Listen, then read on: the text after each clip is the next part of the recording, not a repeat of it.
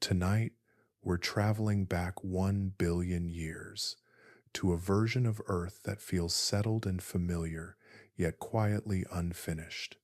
This was a planet that had already survived ages of fire and ice.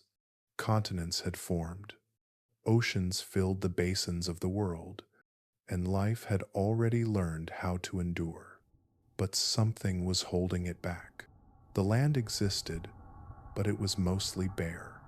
Wide stretches of rock and soil shaped by wind and rain, with almost nothing rooted to the surface. No trees softened the horizon. No plants stitched the ground together.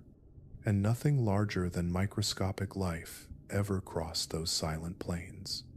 The oceans told a different story. They were alive with tiny organisms, drifting, dividing, and slowly changing the chemistry of the planet. Oxygen was present in the air and water, but not in the gentle balance we depend on today. Breathing it would have been dangerous, and sunlight passed through a sky that would have looked strange to modern eyes. The sun shone more faintly than it does now. Days were shorter, and the moon hung closer in the sky, pulling more strongly on the tides. From a distance, Earth appeared calm, almost complete. Yet beneath that stillness, deep planetary systems were at work, moving continents, cycling gases, and keeping life confined to a narrow, fragile state for hundreds of millions of years. But why did life remain small and simple for so long on a planet that already had oceans, continents, and oxygen? What was missing from this world that kept complexity from taking hold? Tonight, we drift gently into this time when Earth looked complete, yet almost nothing had truly begun. But before we begin, I'd love to know where in the world you're listening from and what time it is there. It is always fascinating to think of these stories being heard across so many different skies. If you enjoy these gentle journeys into Earth's distant past, please do consider leaving a like and subscribing to the channel. Now, take a deep breath, let your shoulders relax, and together, let's step softly into the almost empty world of Earth 1 billion years ago. A billion years ago occupies a quiet position in Earth's long memory, not near the dramatic beginning and not close to the familiar present, but settled deep within the planet's middle age. By that time, Earth was already more than 4 billion years old, carrying the accumulated weight of events so ancient they barely resemble the world that followed. Oceans had formed and reformed. Continents had risen, fractured, and wandered across the surface. Atmospheres had thickened, thinned, poisoned life, and then slowly softened again. The planet was no longer young, but it was not yet expressive. It existed in a long pause between creation and consequence.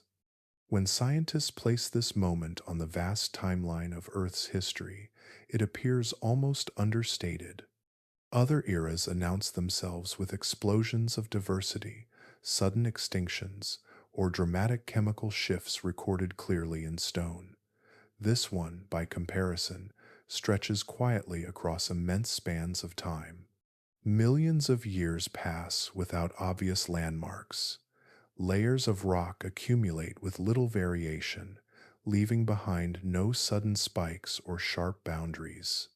From a distance, it can seem like a flat line drawn across deep time, steady and uneventful, as if the planet had decided to rest. So much had already unfolded before this quiet midpoint. Earth's early years were violent beyond modern imagination. The surface was once molten, reshaped by impacts from the debris of planetary formation. Entire oceans may have boiled away and later returned.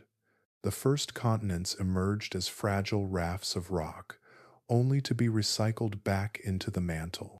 Life itself appeared astonishingly early, surviving conditions that would erase most modern organisms in moments. Frozen epochs locked the planet in ice nearly from pole to pole. Toxic seas, once dominated by dissolved metals, shifted again and again as chemistry evolved. All of this occurred long before the world reached the calm stretch that surrounded a billion years ago. By contrast, this era feels empty not because nothing existed, but because little changed in ways that leave obvious signatures. Life continued, steady and persistent, but it did so at a scale too small to impress the naked eye. The dominant actors were microscopic, and their achievements unfolded in chemistry rather than form. There were no skeletons to fossilize, no shells to stack into reefs, no forests to reshape the land. Even when change occurred, it did so slowly enough that its traces blended together, smoothing the record until sharp moments became gentle gradients. This sense of emptiness shaped how early scientists understood the period. When geologists first began assembling Earth's history, they relied heavily on what rocks could easily show them. Layers filled with complex fossils drew attention and earned names, while long sequences of relatively uniform stone were treated as intervals between more interesting acts. This vast middle stretch became known informally as a dull chapter, an age defined by what seemed to be missing rather than by what was present. Without obvious markers, it appeared as though life had simply waited there, suspended in time. Yet this perception slowly changed as the tools used to read Earth's past became more sensitive. Chemists learned to extract stories from isotopes locked inside ancient minerals. Biologists began to understand that complexity does not always announce itself through size or motion. Subtle shifts in oxygen levels, nutrient cycles, and cellular organization revealed that this era was quietly transformative. It was not a time of visible spectacle, but of preparation. The absence of dramatic forms masked an intense internal refinement as life experimented with new ways to manage energy, cooperate, and persist in a world that was still learning how to support complexity. Seen this way, a billion years ago is not an empty gap but a foundation layer, thick and load-bearing. The planet had achieved a rare kind of balance. Catastrophic disruptions became less frequent, allowing long feedback cycles between rocks, oceans, air, and life to settle into rhythm. This stability did not drive immediate innovation, but it allowed slow processes to accumulate without being erased. Chemical gradients sharpened, ecological niches became more predictable. Cellular machinery grew more sophisticated, one quiet improvement at a time, spread across spans of time too long for urgency. The feeling of stillness that surrounds this era is part of its truth. Earth had reached a point where sudden change was no longer constant. Days passed, tides rose and fell, continents drifted, and microbial communities endured without interruption. In this steady state, progress was measured not in leaps, but in patience. What looks like inactivity from afar becomes, when examined closely, an extended act of tuning, as if the planet were adjusting countless small variables until the conditions aligned just right. As scientists revised their understanding, the word boring gradually lost its relevance. The era came to be recognized as one of Earth's most consequential chapters, precisely because it unfolded so slowly. Without this long calm, later explosions of life might never have occurred. The stability allowed complexity to become viable, not through force, but through endurance. Each generation of microscopic life inherited a world slightly more accommodating than the one before, though no single organism could sense the difference. In the immense scale of Earth's history, 1 billion years ago sits like a deep breath held for longer than expected. It divides a chaotic youth from an expressive future, not with drama, but with quiet persistence. The planet did not rush forward, nor did it retreat. It simply continued, letting time do the work that sudden events could not. In that long continuation, the groundwork of the familiar world was being laid, grain by grain, molecule by molecule, in a stretch of deep time that once seemed empty, but is now understood as essential. The shape of Earth carried a quiet authority, not dramatic or familiar, but deeply influential. The planet's surface did not yet resemble a map that modern eyes would recognize. Continents existed, solid and real, yet their outlines felt tentative, as if still deciding what they wanted to become. Vast stretches of land clustered together in broad assemblies, while smaller fragments drifted nearby, separated by long, shallow seas. Nothing was fixed in place. Stone moved with patience, measured not in lifetimes or civilizations, but in spans of time so long they softened every sharp edge.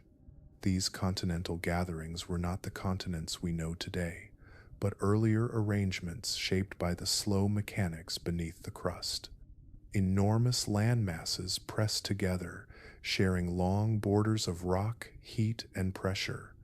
Their interiors lay far from the sea, dry and exposed, while their edges met the water in extended, irregular coastlines. Around them, smaller blocks of land traveled like companions, drawn in and pushed away by forces acting deep within the planet. The motion was steady and unhurried, a choreography unfolding at the speed of patience. From above, the planet might have appeared dominated by water, but the land that did exist played an outsized role in shaping everything that followed. Coastlines traced winding paths where rock met ocean, forming broad shelves and shallow margins. These shallow regions became places where sunlight could reach the seafloor more easily, warming the water and stirring chemistry into motion. Elsewhere, steep drops led quickly into darker depths, where cold currents moved slowly, carrying dissolved minerals from one basin to another. Each bend of shoreline altered how the oceans flowed, quietly guiding the movement of heat and nutrients across the globe. Ocean circulation at this time did not behave as it does today. Without familiar continental layouts to steer currents into stable loops, water traveled in patterns shaped by the placement of land and the pull of a faster spinning earth. Currents rose along some coasts and sank along others, lifting nutrients from the depths in certain regions while leaving other waters comparatively empty. These invisible rivers within the sea connected distant places, ensuring that what happened along one shoreline could influence environments thousands of kilometers away. The arrangement of land also shaped the atmosphere above it. Broad continental interiors warmed and cooled differently than ocean-covered regions, creating subtle but persistent differences in air movement. Winds followed these contrasts, brushing across rocky plains before carrying moisture back toward the sea. Where land was clustered, climates grew more extreme. Where coastlines stretched and folded, moderation prevailed. These patterns did not create storms or seasons as we know them today, but they set the groundwork for how air and water would someday interact more dramatically. What makes this geography so important is not how it looked, but what it allowed. The placement of continents controlled erosion, determining how quickly fresh minerals washed into the sea. Rivers flowed differently across bare stone, carrying sediments straight into coastal waters instead of being slowed by soil or vegetation. These steady deliveries of material fed chemical cycles that life depended upon, even if no large organism ever noticed. The planet's surface acted like a slow-moving machine, grinding rock into nourishment and distributing it through water and air with relentless consistency. Geography, in this era, operated as a quiet architect. It did not shape life through sudden disasters or dramatic barriers, but through gentle constraints and opportunities.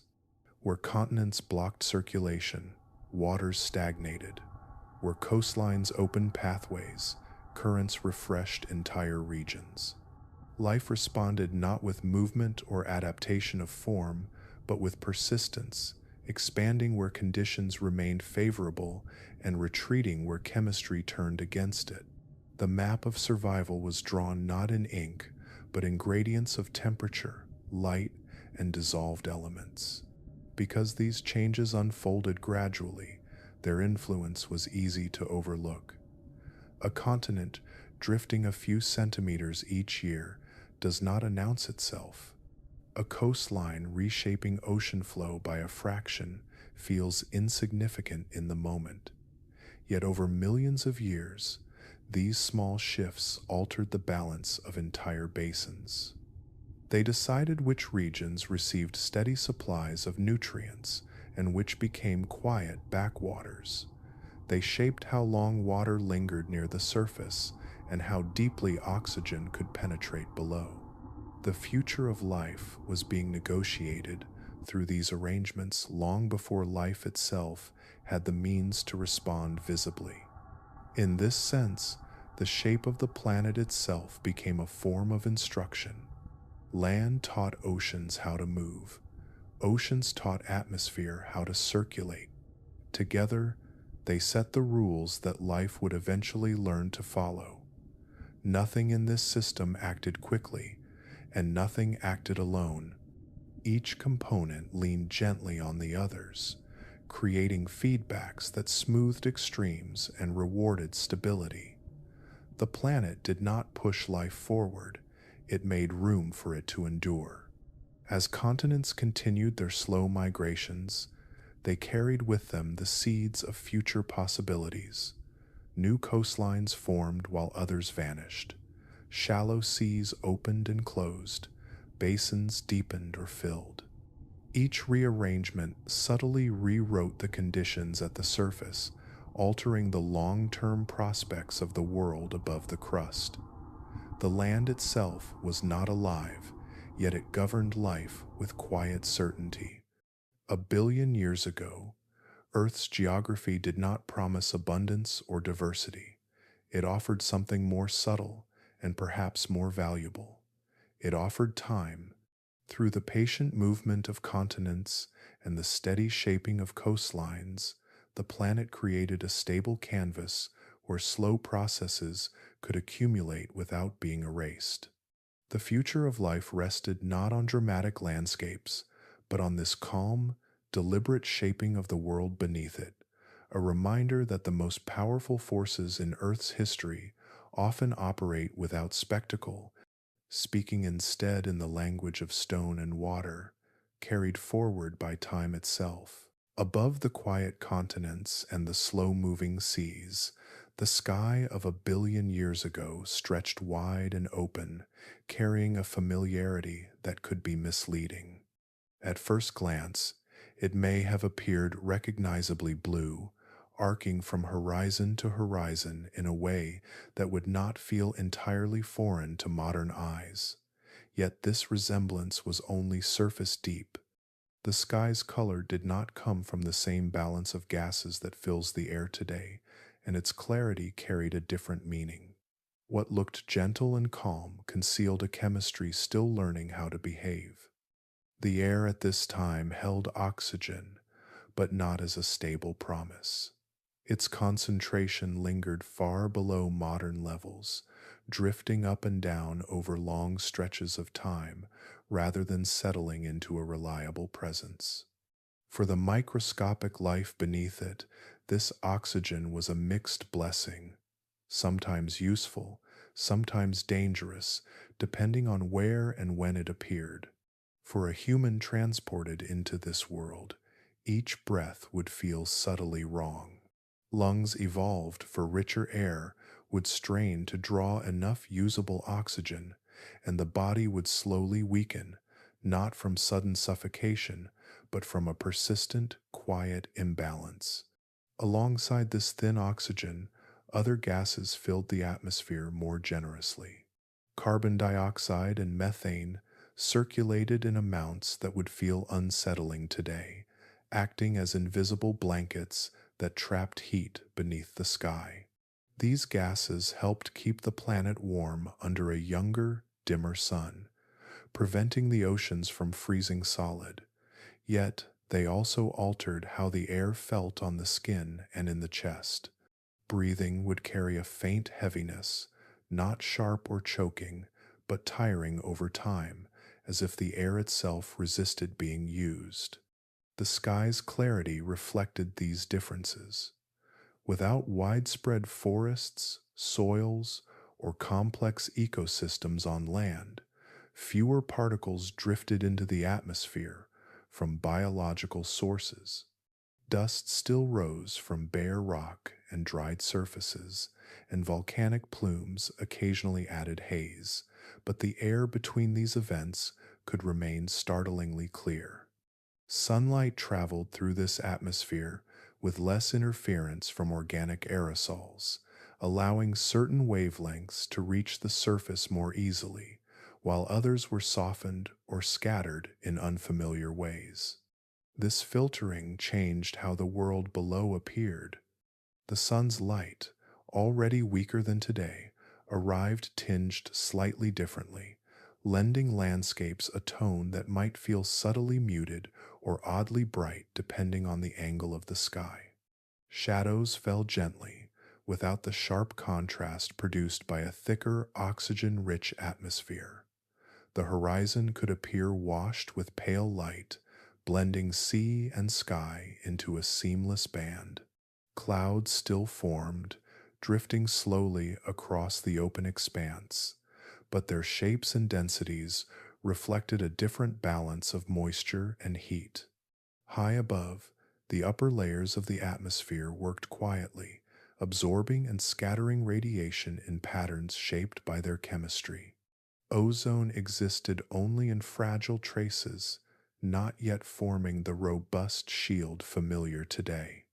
As a result, more energetic sunlight filtered downward, invisible but influential, touching the surface and the shallow seas with a radiation that life had learned to tolerate only in limited ways. This was another reason complexity moved carefully, favoring sheltered environments and deeper waters where the sky's harsher energies softened. For the planet itself, this sky represented a delicate negotiation.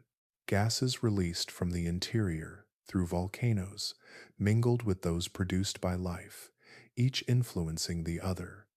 Oxygen reacted quickly with exposed rock and dissolved metals, disappearing almost as fast as it formed.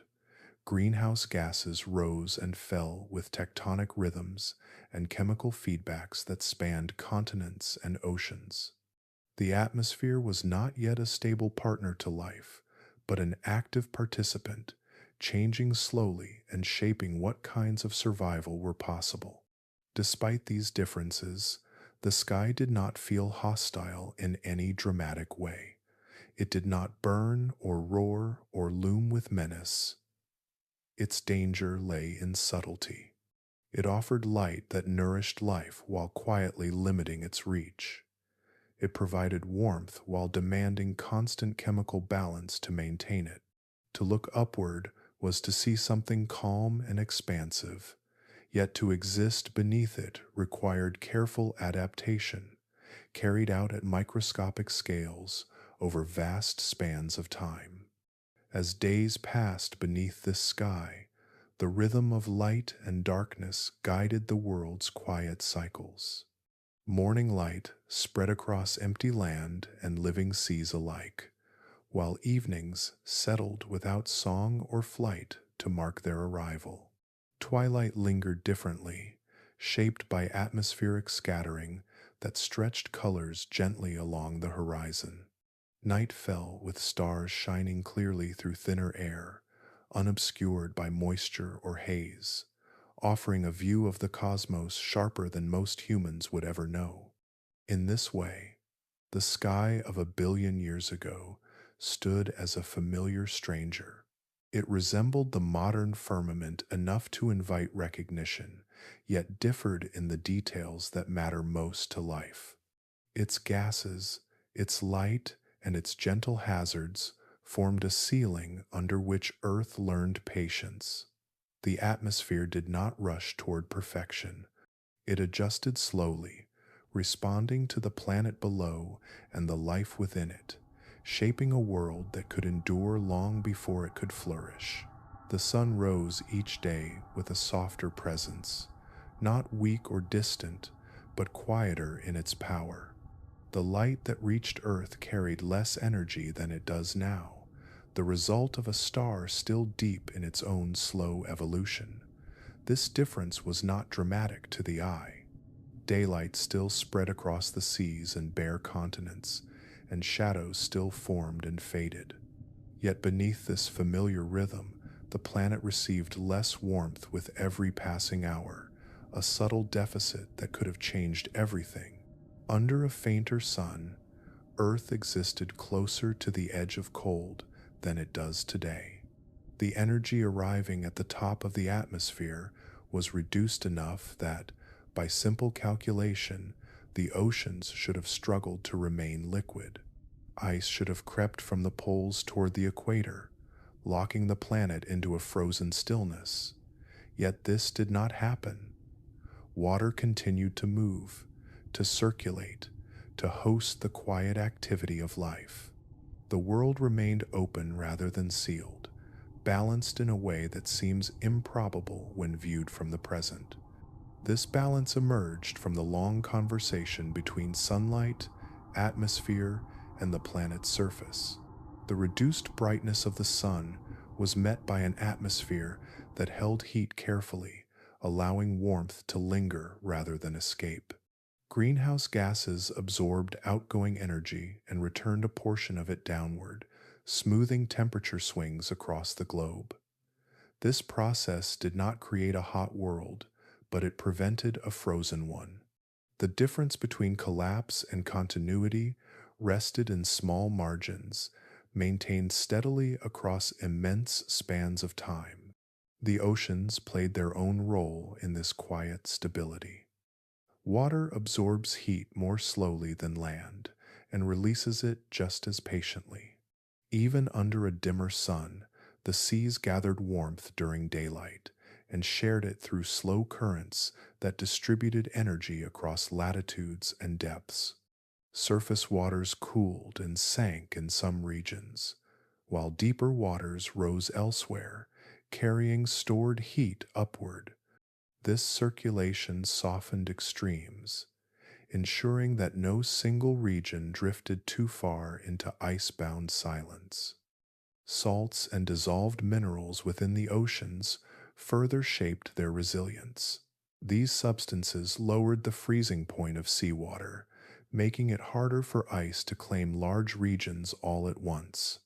Even as surface temperatures fluctuated, the bulk of the ocean remained fluid, a vast reservoir of motion and chemistry beneath the sky. Life persisted within this moving water, sheltered from the sharper consequences of a fainter sun.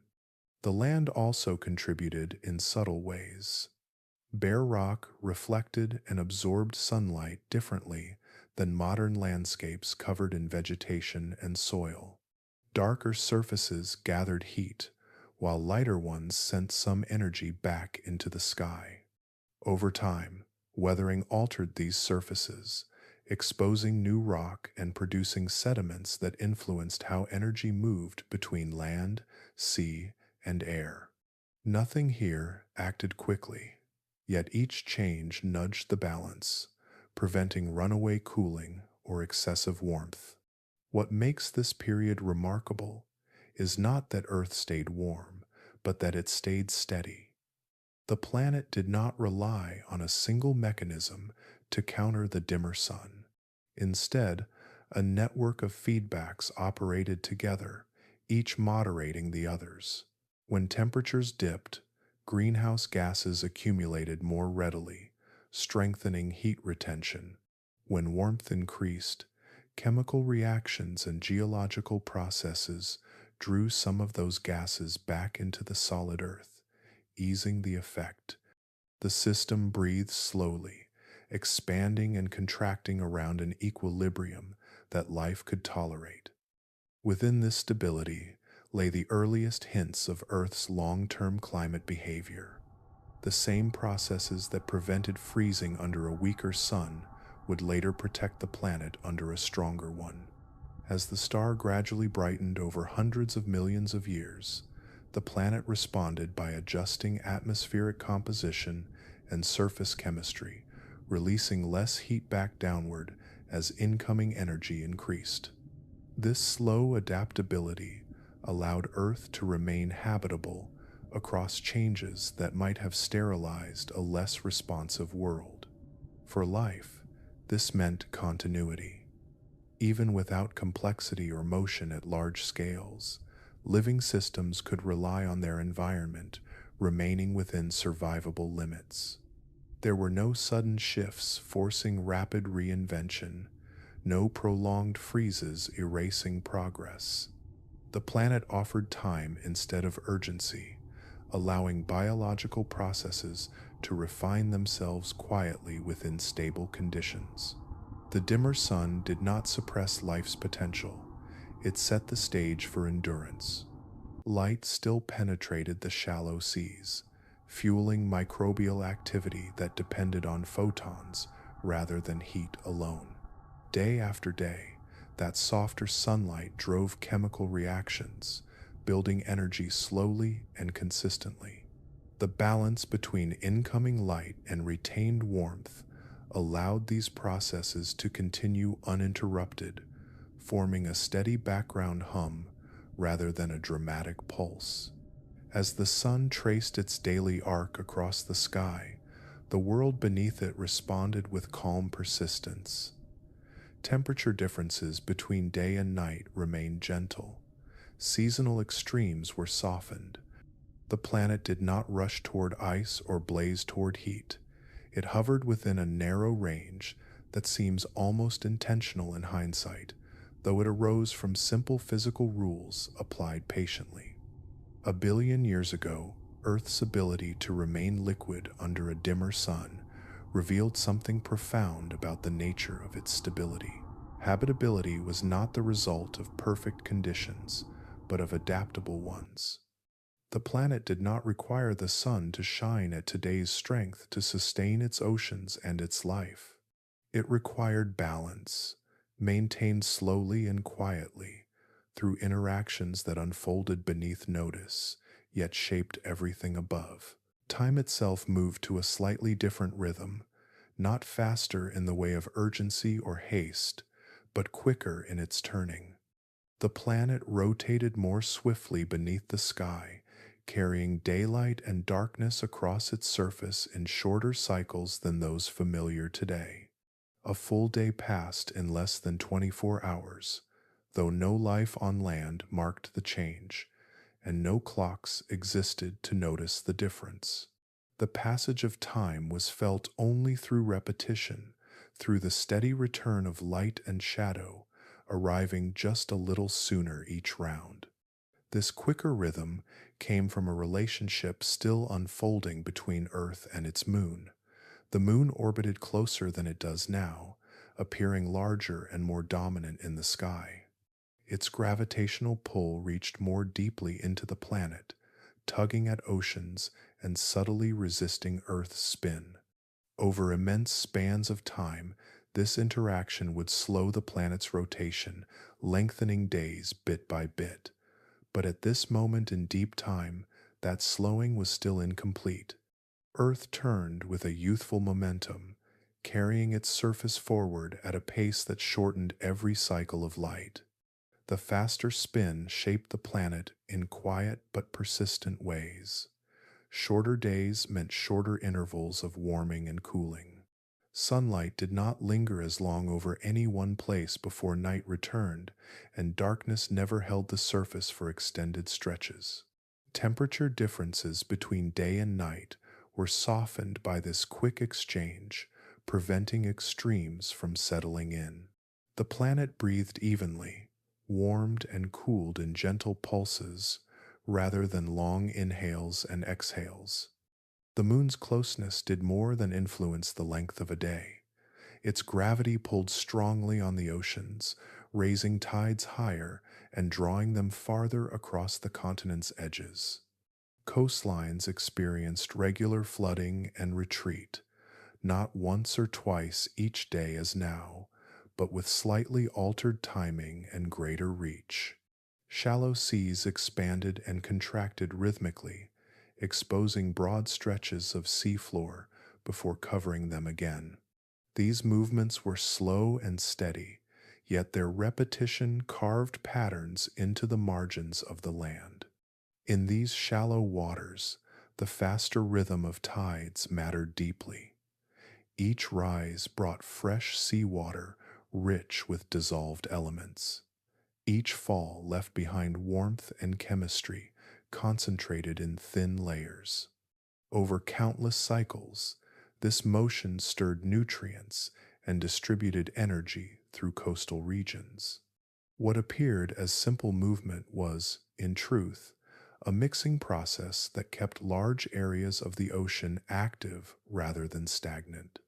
Life, still small and simple, depended on these patterns without ever sensing the forces that shaped them. The moon's gravitational influence also affected the planet's interior in subtle ways. Tidal forces flexed Earth's crust and mantle, adding small amounts of heat and motion to systems already driven by internal energy.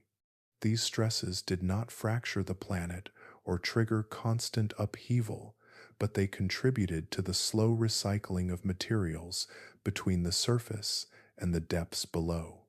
The spin of the planet, the pull of the moon, and the movement of molten rock were linked in a quiet exchange that maintained long-term stability.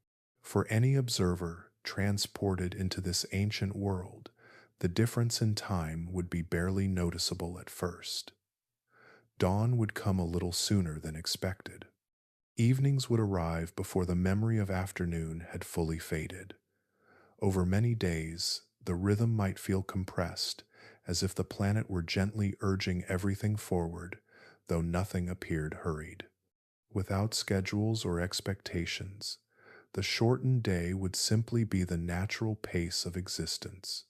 This subtle difference shaped biological rhythms as well, even though life had not yet learned to respond in complex ways. Cycles of light and dark still guided cellular processes, setting tempos for energy production and rest.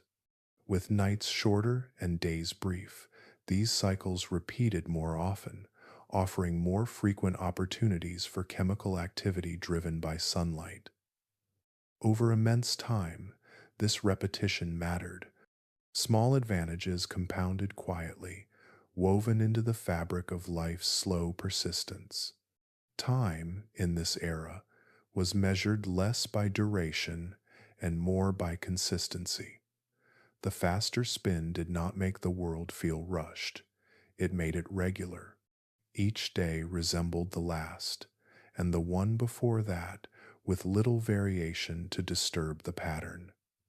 This constancy created a dependable backdrop against which long processes could unfold.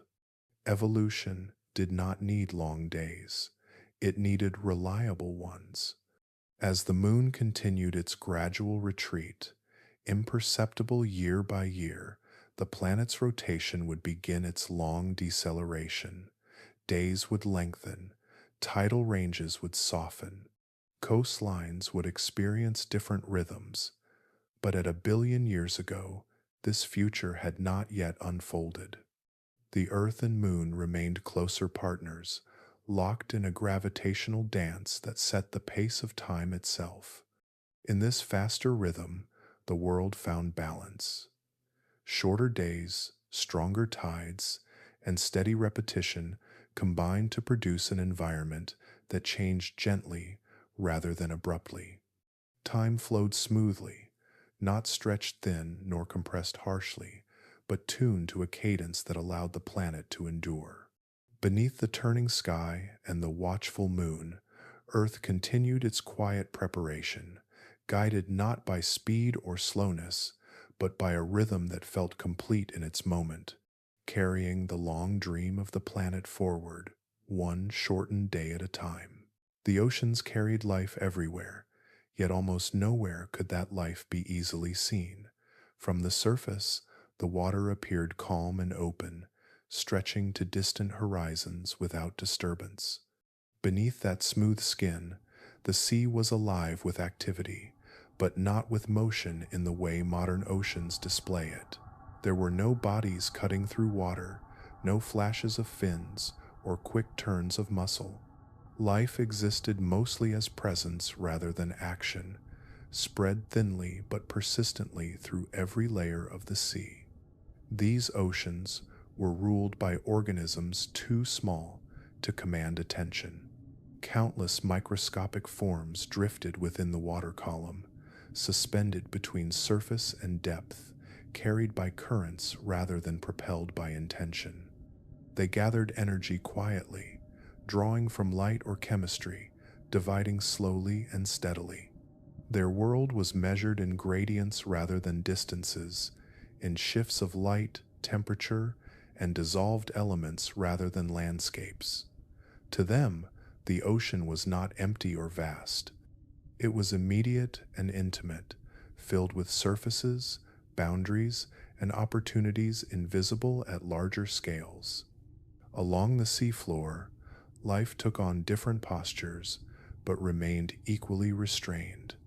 Microbial mats spread across rock and sediment, forming soft, layered carpets that clung tightly to the ground. These communities did not wander. They stayed anchored, growing upward or outward as conditions allowed. Grain by grain, layer by layer, they built structures that seemed almost geological, blending life into stone. In places where shallow waters allowed more light to reach the bottom, these mats thickened and expanded, becoming living skin stretched across the planet's submerged edges. What the oceans lacked was as important as what they held. There were no swimming animals tracing paths through open water. No shells collected calcium into hard protection. No reefs rose toward the surface to reshape coastlines. The complex architecture that later life would construct simply had not arrived. Without hard parts, little remained behind to alter currents or create shelter. The ocean floor stayed relatively smooth, shaped mostly by physical forces rather than biological ones. Movement, when it occurred, was gentle and indirect. Organisms drifted because water moved, not because they chose a direction. Cells sank slowly when they grew heavier, then rose again when currents lifted them. Some life clung to surfaces, relying on passing flows to deliver nutrients and remove waste. Motion existed, but it belonged to the ocean itself rather than to its inhabitants. Life adapted to movement rather than generating it.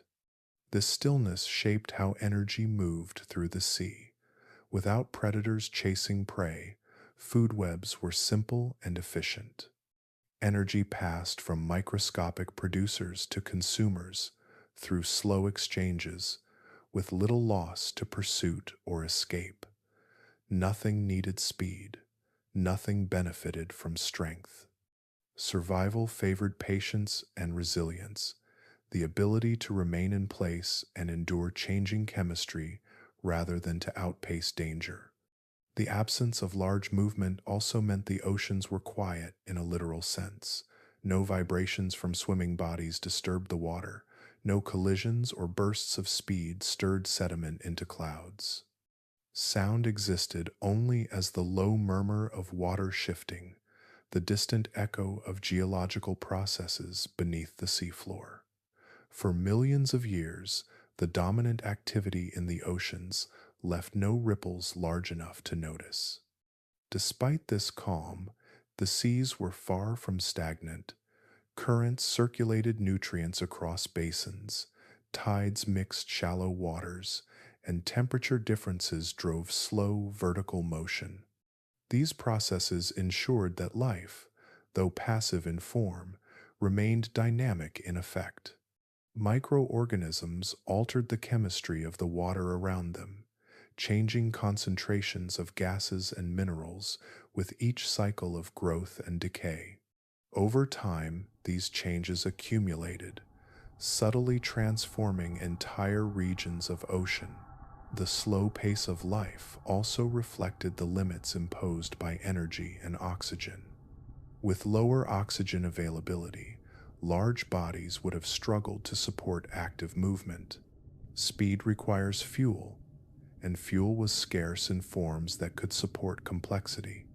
Remaining small was not a failure of evolution, but a fitting response to the conditions of the time. Life matched the environment precisely, neither exceeding nor underusing what the planet could offer. In shallow seas along continental margins, these conditions created vast expanses of low-relief habitats.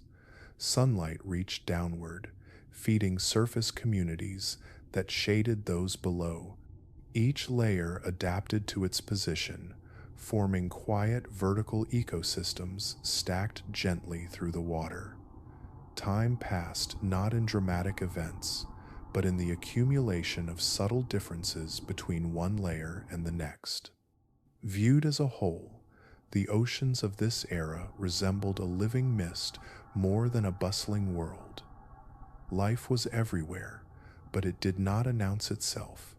It shaped the planet through numbers rather than through presence, through persistence rather than motion. The seas were alive not because they churned with visible activity, but because they never truly rested. As currents continued their slow circuits and tides rose and fell along bare shores, the ocean carried on in this restrained state. Life drifted, clung, and endured, content within boundaries set by physics and chemistry. In the stillness of these waters, the groundwork for later movement was being laid, not through speed or struggle, but through countless quiet repetitions, woven into the fabric of the sea itself. Long before size or speed ever mattered, the planet learned to change itself through beings too small to notice. At 1 billion years ago, microbial life was not merely present within Earth systems, it was deeply woven into them.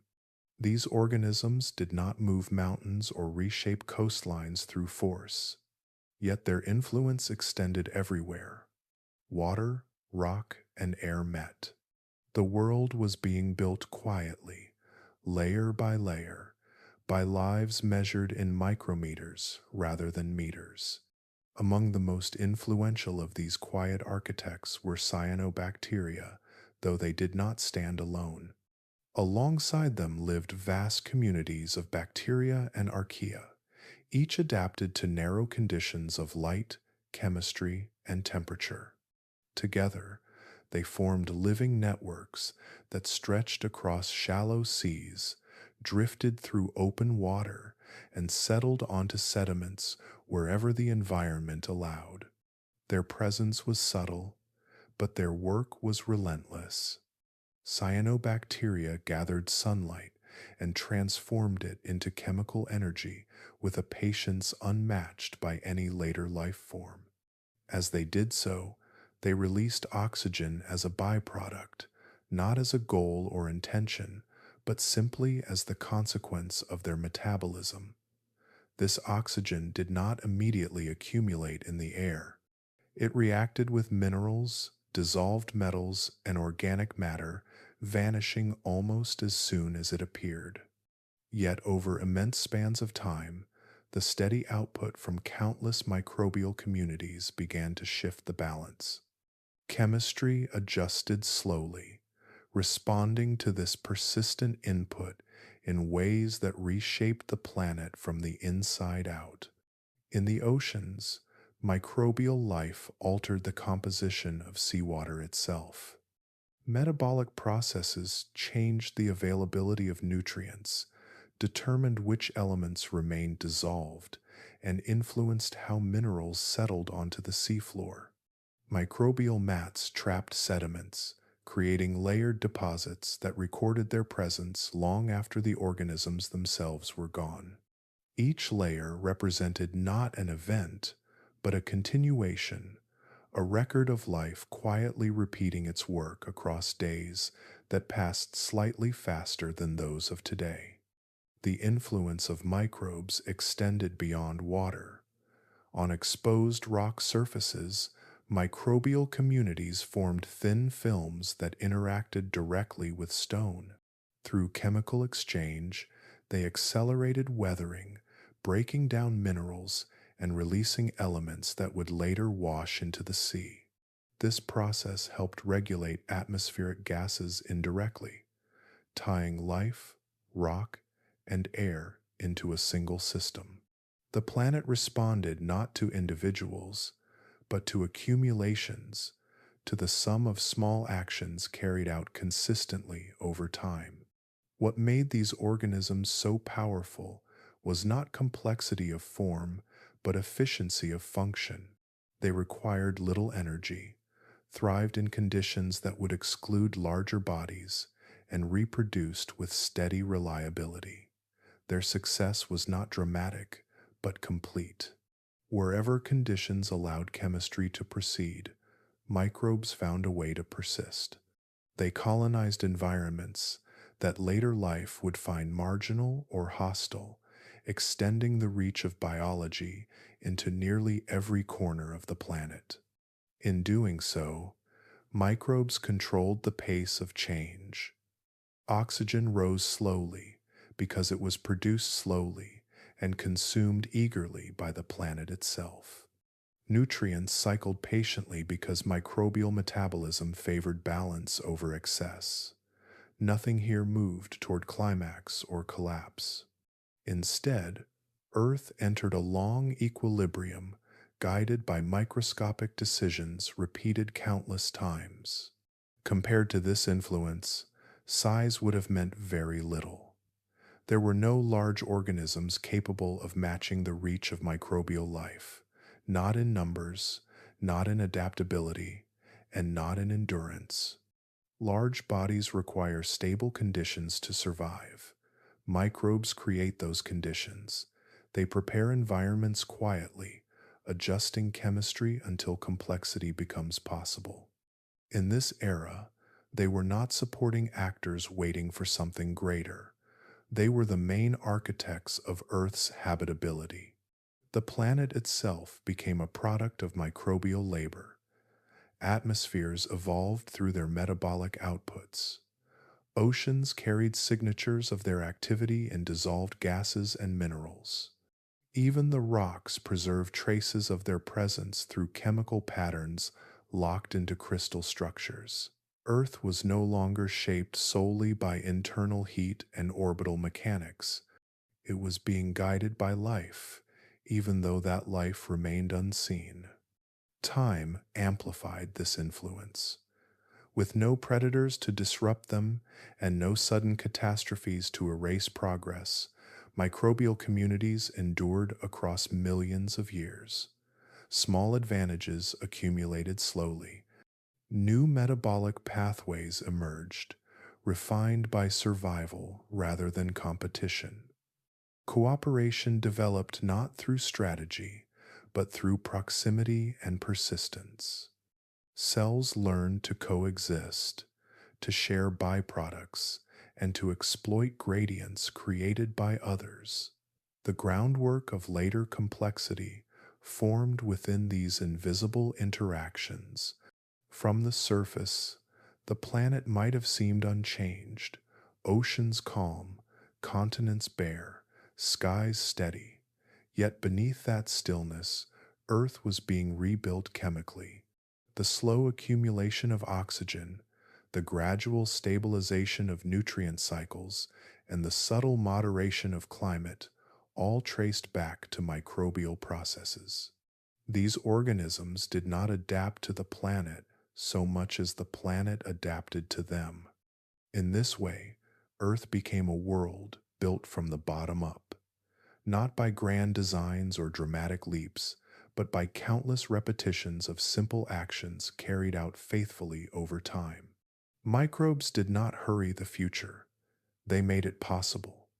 Their legacy lay not in fossils shaped like bodies, but in the conditions that allowed bodies to someday exist. At 1 billion years ago, microbial life did not appear primitive or unfinished. It was complete in its role. It had found a way to shape an entire planet without ever needing to be seen, guiding Earth forward through patience rather than force. The world rested in their care, quietly becoming something more, even as nothing on the surface seemed to change. Oxygen lingered in Earth's systems like a promise still learning its shape. It existed, undeniably, woven through water and air in small and shifting amounts, yet it had not settled into a reliable role. Its presence was uneven, rising and fading across regions and eras, shaped by chemistry rather than intention. This gas, so central to later life, behaved less like a foundation and more like an experiment, appearing where conditions allowed and disappearing just as easily when the planet absorbed it back. At this stage in Earth's story, oxygen was not yet a steady companion. It formed through the quiet work of microscopic life and entered environments that were not prepared to hold it.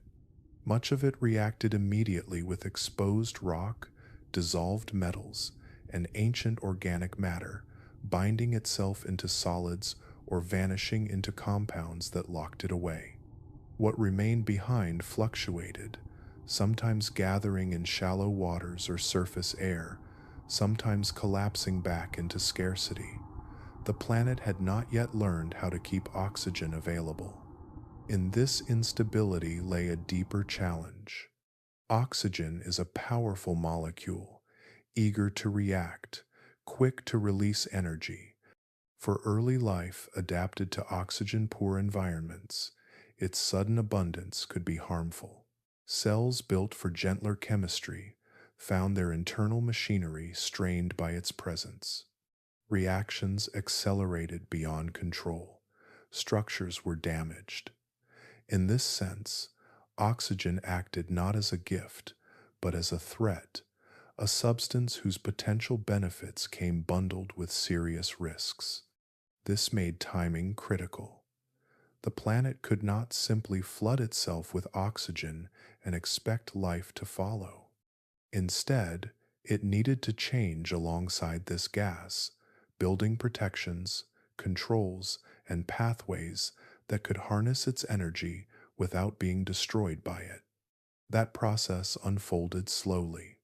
Life learned, molecule by molecule, how to cope with oxygen's volatility. Proteins evolved to shield sensitive reactions. Compartments formed within cells, separating dangerous chemistry from fragile components. None of this happened quickly, and none of it left obvious marks on the landscape. While oxygen production continued steadily, its use lagged far behind. The long delay between making oxygen and benefiting from it stretched across hundreds of millions of years. During this time, oxygen hovered at the edge of usefulness, present enough to alter chemistry, but not yet accessible as a reliable energy source. It influenced mineral formation, changed the color of rocks, and modified ocean layers, all while remaining just beyond the reach of most living systems. This delay was not wasted time. It allowed Earth to adjust its internal balances. As oxygen rose and fell, feedbacks developed between atmosphere, ocean, and crust. Sinks formed that could absorb excess oxygen when it spiked. Reservoirs developed that could release it slowly when levels dropped.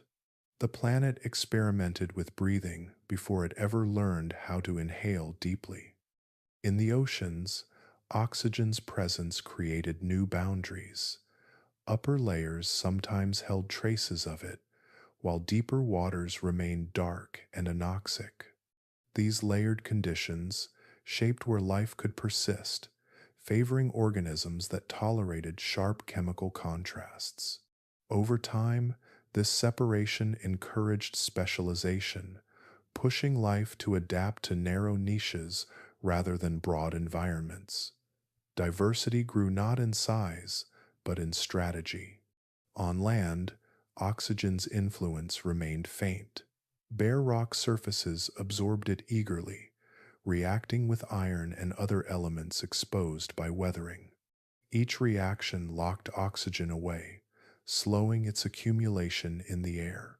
This process acted as a stabilizer, preventing runaway change.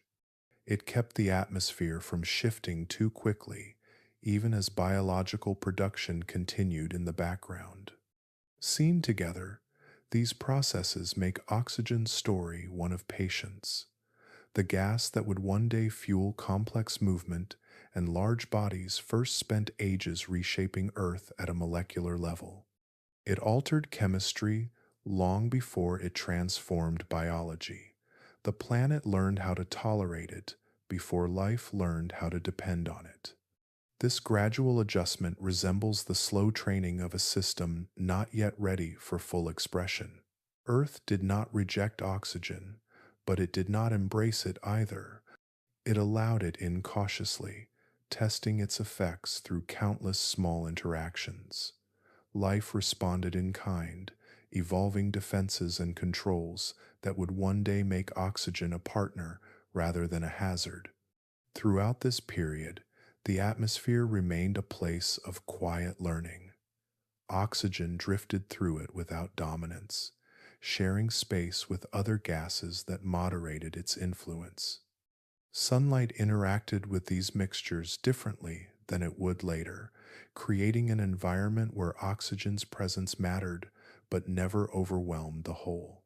By 1 billion years ago, the foundation for change was present, though incomplete. Oxygen existed, life produced it, the planet processed it. Yet the final step, the widespread use of oxygen to unlock new levels of energy and complexity, remained out of reach. Earth was still practicing, still refining the balance between danger and opportunity. In this way, the world resembled a body learning a new breath. The muscles existed, the lungs had formed in principle, though not in form. The air was there, but each inhale remained shallow. With every cycle, adjustments were made, preparing for a deeper exchange that would come only when the planet and its life were ready together. The oceans did not wear the same shades that feel familiar today. From a distance, the surface still stretched wide and reflective, moving gently beneath the sky, yet its colors carried subtle differences that reshaped how the planet appeared. The water could seem darker in some regions, absorbing light rather than scattering it, while elsewhere it took on a greenish cast, soft and muted, shaped by chemistry rather than by forests or reefs. These colors were not decorations. They were signals, quiet reflections of what the oceans held within them. Dissolved iron, lingering in greater abundance than in later eras, absorbed and filtered light as it drifted through the water. Other elements, suspended invisibly or bound within microscopic life, shifted how wavelengths traveled downward. Where modern seas often appear blue due to the scattering of light in clean, oxygen-rich water, these ancient oceans bent and swallowed light in different proportions. In many places, The green tones arose not from plants as we think of them today, but from dense communities of microscopic organisms near the surface. These organisms gathered sunlight efficiently, absorbing certain colors and reflecting others. As light struck the water, it interacted first with these living layers, and the color that returned to the sky carried their influence. The sea itself became a kind of lens, shaped by biology even before biology could be seen. Elsewhere, darker waters hinted at depth and chemistry combined. Where oxygen was scarce and dissolved metals remained stable, light faded more quickly as it descended. Sunbeams slipped beneath the surface and vanished into shadow sooner than expected. These waters felt heavy with history, holding on to ancient conditions that resisted change. They did not sparkle or glow. They absorbed and endured. As sunlight touched the surface each day, it revealed a world that felt almost recognizable, yet subtly displaced. Reflections still shimmered, waves still caught light at changing angles, but the palette was restrained. Blues leaned toward gray or green, brightness softened. The ocean did not gleam with tropical clarity. It appeared thoughtful, layered, and deep, as though light itself slowed when entering it. This interaction between light and water shaped how energy moved through the sea. Photosynthetic life clustered where the spectrum favored their needs, forming invisible bands that followed coastlines or currents. Some wavelengths penetrated deeper than others, creating vertical zones of activity stacked gently through the water column. Life arranged itself not by geography alone, but by color and light availability, responding to subtle shifts that repeated day after day. Chemical differences between regions further complicated this visual mosaic. Waters rich in certain minerals reflected light differently than those dominated by organic matter.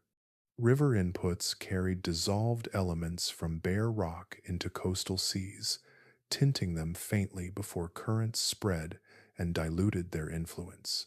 Volcanic activity altered chemistry regionally, changing water color for long periods without leaving obvious surface signs. Each ocean basin developed its own muted character. Despite these differences, nothing about the seas appeared dramatic or chaotic. The colors blended softly, transitioning from one tone to another without sharp boundaries. There were no coral reefs to interrupt light, no schools of fish flashing silver beneath the surface. The ocean surface remained largely unbroken, allowing its color to speak quietly rather than compete for attention. To a modern observer, this world might feel familiar for a moment, then gradually unsettling. The horizon still curved gently, waves still whispered against rock.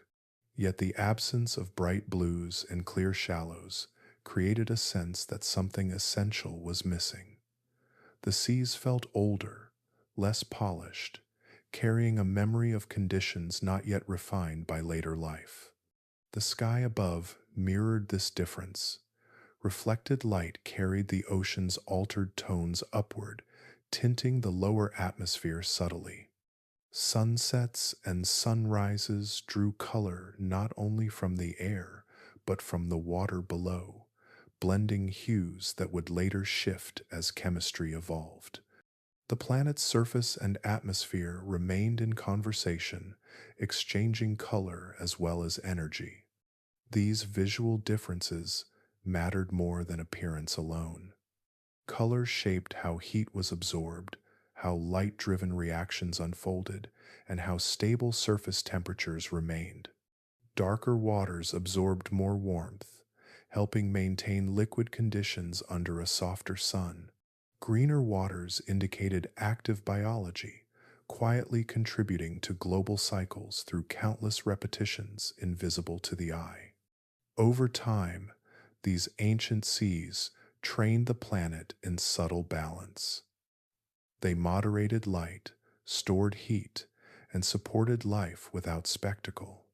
Their colors reflected restraint rather than abundance, patience rather than urgency. The ocean did not yet advertise life with brilliance. It carried it quietly, wrapped in tones shaped by chemistry and time. 1 billion years ago, Earth's seas offered a world that looked almost right at a glance, yet never fully aligned with expectation. The difference was not in motion or scale, but in color and depth, in the way light behaved after crossing the surface. It was a world that felt gently unfamiliar, reminding the planet and anything that might observe it that familiarity itself was still forming, slowly and deliberately, within the patient waters of the ancient sea. The continents stood in stark contrast to the living seas that surrounded them. From afar, land appeared solid and enduring, rising above the water with quiet confidence. Yet up close, these surfaces felt profoundly empty. They did not carry the layered textures of forests or the softness of grass. They offered no shelter, no movement, no visible sign that life had found a way to settle there. The continents existed, but they did so in near solitude. The land was almost entirely lifeless, not because life had failed to reach it, but because conditions refused to welcome it. There were no plants anchoring themselves into the ground, no roots spreading beneath the surface, no leaves intercepting sunlight. Without vegetation, the land lacked color and complexity. It stretched outward as exposed rock, broken into plains, ridges, and slopes, shaped only by physical forces acting over immense spans of time. Soil, as it is known today, did not yet exist. Soil requires life to create it, the steady breakdown of rock by roots, microbes, and organic decay. In this era, rock weathered without assistance. Wind scraped across surfaces unchecked, lifting fine particles and carrying them away. Rain fell directly onto stone, pooling briefly before racing downslope, unimpeded by absorbent ground. Each storm stripped a little more from the surface, moving fragments toward the sea where they would settle as sediment. These processes gave the continents a raw appearance. Sharp edges softened slowly, not through biological activity, but through repetition. Heat expanded rock during the day and contracted it at night, encouraging fractures. Cold nights allowed moisture to wedge into cracks, widening them grain by grain. Over time, entire landscapes shifted subtly, not reshaped by growth, but worn down by persistence. Without plants to slow erosion, land changed more quickly than it would later, yet it never became gentler. Rivers behaved differently, carving shallow, wandering channels that shifted easily after heavy rain. Floods spread thin sheets of water across bare stone rather than being guided by rooted banks. The result was a surface constantly in motion, yet offering no stability for life attempting to gain a foothold. For microorganisms, land presented challenges far greater than those found in the oceans. Exposure to direct sunlight carried harsher radiation. Temperatures swung more dramatically without water to buffer them. Moisture vanished quickly after rainfall, leaving little time for metabolism before desiccation returned. Nutrients were sparse and easily washed away. Even where microbes briefly colonized damp surfaces, survival demanded constant adaptation. The absence of oxygen-rich air layers and protective ozone added to the difficulty. Ultraviolet radiation reached the surface more freely, breaking down organic molecules before they could accumulate. In water, even shallow depths provided some shielding. On land, there was nowhere to hide. Life that ventured too far from the sea risked being erased by conditions that changed too quickly and too harshly for fragile systems to endure. This hostility did not mean the land was unimportant. On the contrary, its emptiness shaped the planet profoundly. Weathering of exposed rock regulated atmospheric gases, drawing carbon dioxide out of the air and locking it into minerals. This process helped moderate climate over long spans, linking the fate of the atmosphere to the slow breakdown of continents. Even without life upon it, land acted as an active participant in Earth's balance. Sediments produced by erosion flowed steadily into the oceans, feeding coastal environments with fresh minerals. These inputs supported life indirectly, nourishing microbial communities that thrived where land and sea met. In this way, the barren continents still contributed to Earth's living systems, though they did so quietly and at a distance. The emptiness of land also preserved simplicity. With no ecosystems to disrupt them, physical forces operated without interference. Mountains rose and fell through tectonic motion and erosion alone. Plains spread where rock composition allowed. Coastlines shifted with sea level and sediment supply rather than biological construction. The land followed rules older than life, governed by gravity, chemistry, and time. From the perspective of deep time, this long delay in land colonization was not a failure, it was a necessary pause. Life had not yet assembled the tools needed to survive beyond water's protection. It lacked structures to retain moisture, methods to shield against radiation, and systems to extract nutrients from solid rock efficiently. Each of these would require slow innovation, built upon foundations that were still forming elsewhere. As a result, the continents waited. They absorbed sunlight, rain, and wind without protest. They eroded, fractured, and reformed in cycles that paid no attention to biology. Their silence was not emptiness alone, but potential held in reserve, shaped carefully by forces that would later make life possible. 1 billion years ago, to walk across land would mean moving through a world stripped to essentials. Rock underfoot, sky overhead, water passing through only briefly. Nothing rooted, nothing growing, nothing responding. Yet in this stark simplicity, Earth prepared itself. The continents learned how to weather, how to regulate gases, how to feed the seas. They stood bare not because they were forgotten, but because the moment for life upon them had not yet arrived. Rain still fell 1 billion years ago, arriving from the same sky that carried clouds across the planet today. Water lifted from the oceans, cooled, gathered, and returned to the surface in long, patient cycles. From a distance, a storm might have looked familiar, gray sheets moving steadily across bare continents, lightning flickering within heavy clouds. Yet when the rain touched land, everything about its journey changed.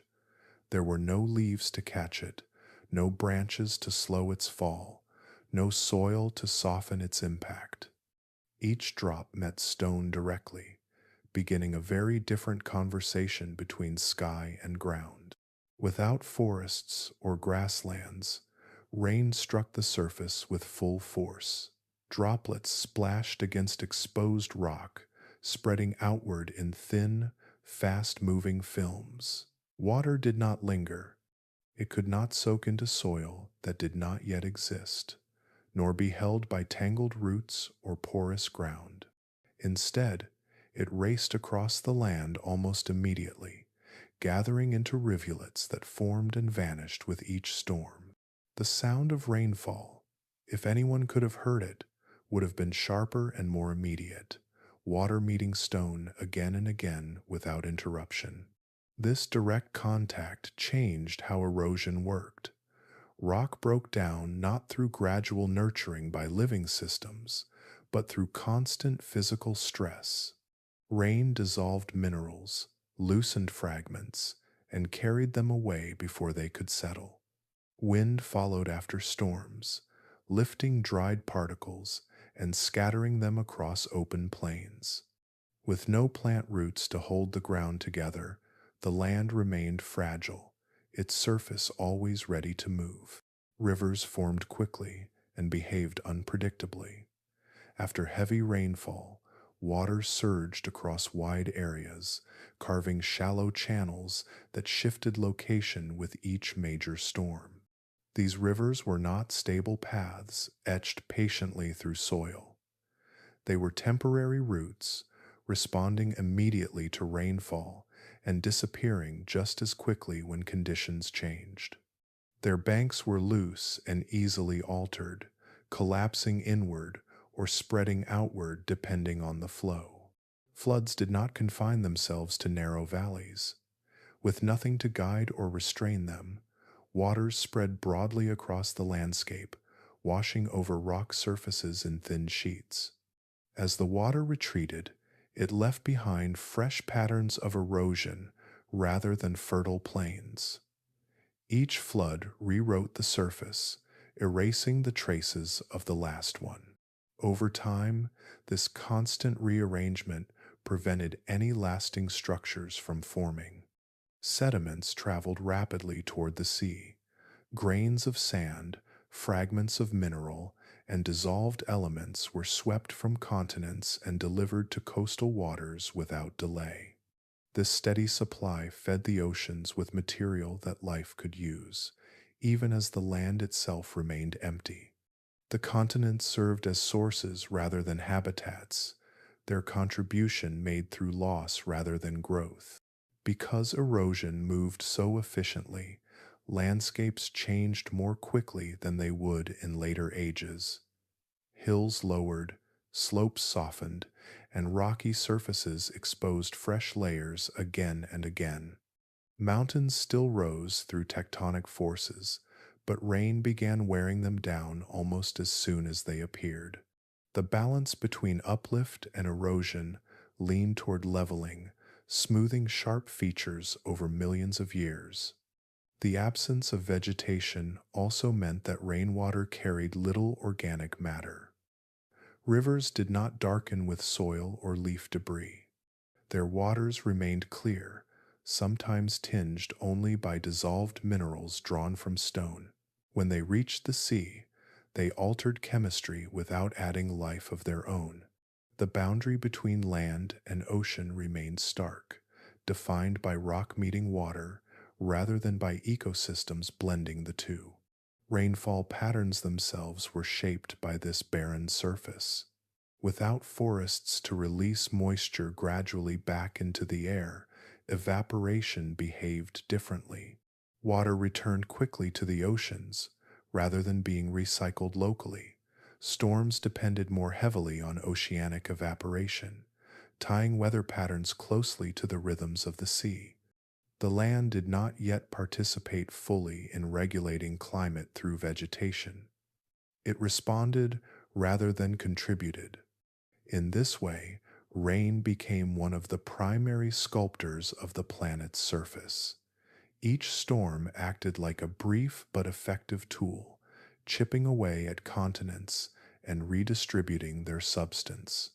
Over immense spans of time, this process shaped coastlines, filled basins, and influenced ocean chemistry. Rain did not build landscapes upward, it wore them down and spread them outward. Yet this was not destruction without purpose. The faster reshaping of land prepared the planet quietly. By breaking rock into finer material and transporting minerals into the seas, rainfall helped drive chemical cycles essential to life. The continents learned how to weather themselves, how to interact with atmosphere and ocean in balanced exchange. The absence of life on land made these processes simpler and more direct, allowing physical forces to dominate without resistance. 1 billion years ago, rain fell on a planet that answered without voice or growth. Water moved swiftly, carrying the shape of storms into the shape of the land. Rivers formed, wandered, and vanished. Surfaces shifted continually, reshaped by each passing cloud. The silence of the continents did not make rainfall insignificant. It made its effects more immediate, writing and rewriting Earth's surface over and over, preparing the ground patiently and relentlessly for a future still far beyond the horizon. Deep beneath the still continents and quiet seas, Earth's interior remained active, carrying a slow, steady heat that never truly rested. 1 billion years ago, this heat found expression through volcanoes, not always violent or spectacular, but frequent and persistent enough to shape the planet in lasting ways. They rose along fractures in the crust, at the edges of drifting land masses, and beneath the oceans themselves, quietly reminding the surface that the planet was alive far below. Volcanic activity did not arrive as a single dramatic event. It unfolded as a continuous background presence. Lava seeped and flowed, ash settled gently across rock and water, and gases escaped upward through cracks invisible from afar. Some eruptions reshaped local landscapes, burying bare stone under fresh layers of cooled rock. Others left subtler traces, releasing heat and chemistry without leaving obvious scars. Together, they formed a planetary heartbeat, slow and steady, pulsing energy into the surface world. The gases released by volcanoes played a crucial role in shaping the atmosphere. Carbon dioxide rose steadily from Earth's interior, joining the air and helping to retain warmth beneath a dimmer sun. Water vapor followed, reinforcing cloud formation and rainfall cycles. Other gases, including sulfur compounds, entered the sky in smaller amounts, influencing chemistry and sunlight in localized regions. Each release altered the balance slightly, adjusting temperature, pressure, and the composition of the air over long spans of time. These volcanic gases did not remain confined to the atmosphere. Many dissolved directly into the oceans, where they reacted with seawater and minerals already present. Carbon dioxide formed weak acids that influenced ocean chemistry, affecting how elements dissolved or settled out. Sulfur compounds altered the availability of nutrients, shaping which microbial communities thrived near vents and along continental margins. The sea absorbed these inputs patiently, spreading them through slow currents until their influence reached far from their source. Underwater volcanism added another layer to this story. Along mid-ocean ridges and volcanic arcs beneath the waves, heated water circulated through newly formed rock, emerging laden with minerals and heat. These hydrothermal systems created pockets of chemical richness on the seafloor, places where life could persist even without sunlight. Warm fluids met cold seawater and precipitated minerals into towering chimneys, structures built not by organisms, but quickly inhabited by them. In these environments, volcanic heat offered stability, while surface conditions shifted with tides, storms, and changing chemistry. The warmth from below remained consistent. Microbial life found refuge in these gradients of heat and minerals, drawing energy from reactions fueled by Earth's internal processes. Life did not merely survive near volcanoes. In many places, it depended on them. Yet volcanoes were not gentle in every effect.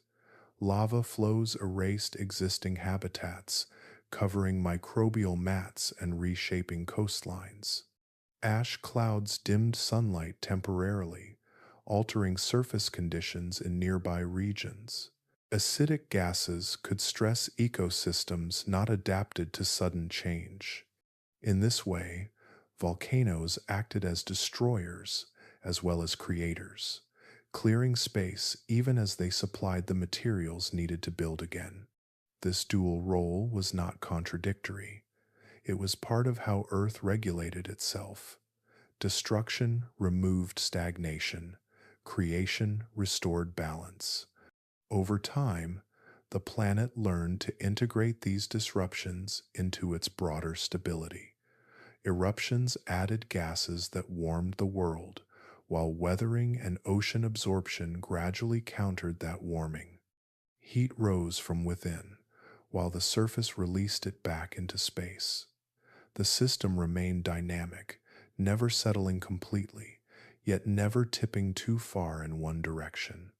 Life's dependence on Earth's internal heat extended beyond obvious volcanic zones. Tectonic movement driven by mantle convection shaped continents and ocean basins, influencing circulation, climate, and the distribution of habitats. Without this internal energy, the planet's surface would have become static, its chemistry locked in place. Change would have slowed until life had little room to adapt or expand. Volcanoes also renewed the surface chemically. Fresh rock exposed by eruptions provided new material for weathering, releasing elements that flowed into oceans and fed biological processes. Over time, this replenishment prevented depletion, ensuring that essential ingredients for life remained available. The planet recycled itself through fire and stone, feeding the sea and air through pathways that began far beneath the crust. 1 billion years ago, this internal heat offered continuity. While external conditions shifted gradually, the planet's core remained a reliable source of energy. Volcanoes served as conduits, connecting deep time to surface life. Through them, Earth maintained an active dialogue between its interior and exterior, one that allowed the surface world to remain chemically and physically alive. Seen from above, the planet might have appeared calm and silent, its oceans smooth and its continents bare. Yet below that stillness, heat moved, rock flowed, and gases gathered strength before their slow release. Life responded not with alarm, but with adaptation, finding opportunity in warmth, minerals, and change. In this era, volcanoes did not announce themselves as villains or heroes. They were simply part of Earth's character, expressions of a planet that refused to cool into dormancy. Through their steady presence, they shaped atmosphere and ocean alike, challenged life and sustained it, and ensured that the world remained dynamic enough to continue its long preparation. Earth's internal fire did not rush the future, but without it, the future would never have been possible. Beneath the stillness of the continents and the patient movement of the seas, a quiet motion continued without pause. 1 billion years ago, Earth's surface was never truly at rest. The continents, though vast and seemingly immovable, drifted slowly across the planet, carried atop plates that moved at speeds comparable to those of today. This motion was almost impossible to sense in any single lifetime, yet over millions of years it reshaped the face of the world with steady determination. This movement did not announce itself dramatically. There were no sudden rearrangements, no hurried collisions played out on human timescales. Instead, land masses slid gradually, closing some ocean basins while opening others, pressing together before easing apart again. Coastlines shifted not because waves carved them overnight, but because the ground beneath them slowly changed its position relative to the sea. The planet's surface behaved like a living map, redrawn patiently, line by line. This drifting mattered most in its long reach. As continents moved, they carried climates with them. Land that began near warmer latitudes could migrate toward cooler ones, altering patterns of temperature and rainfall. Likewise, regions that once sat beneath cooler skies could find themselves gradually warmed.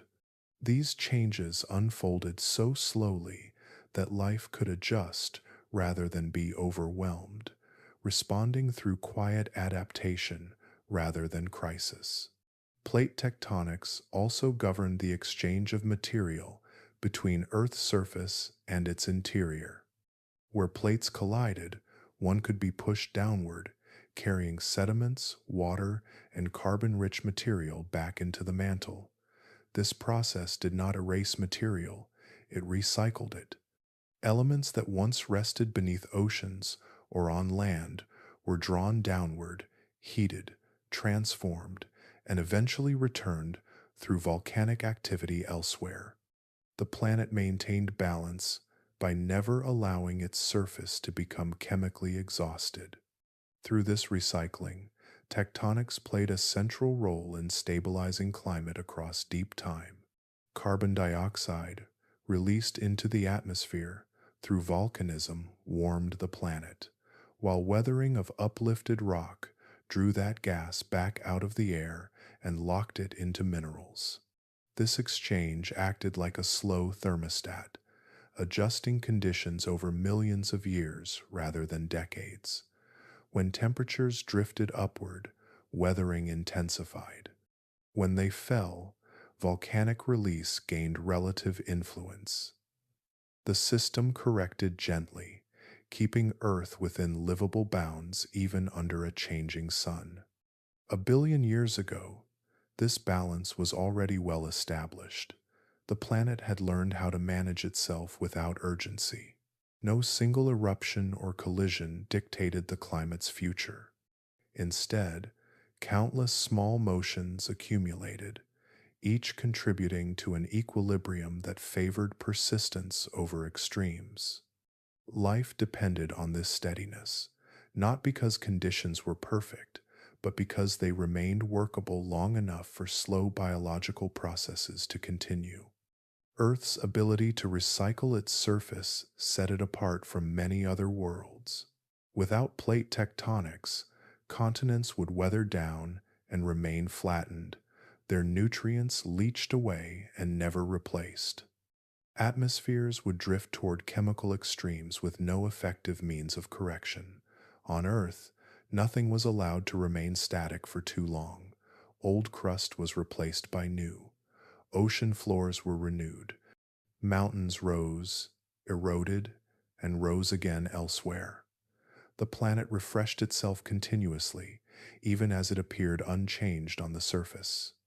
This quiet engine beneath everything influenced every environment discussed so far. It shaped the placement of oceans, guided currents, and influenced rainfall. It fed volcanoes with material from the surface and returned gases that shaped atmosphere and climate. It determined where shallow seas formed and where deep basins persisted. Even the chemistry of the oceans bore the mark of tectonic motion, altered by the constant exchange between rock, water, and heat. Yet this engine never rushed. Its power came from reliability, not speed.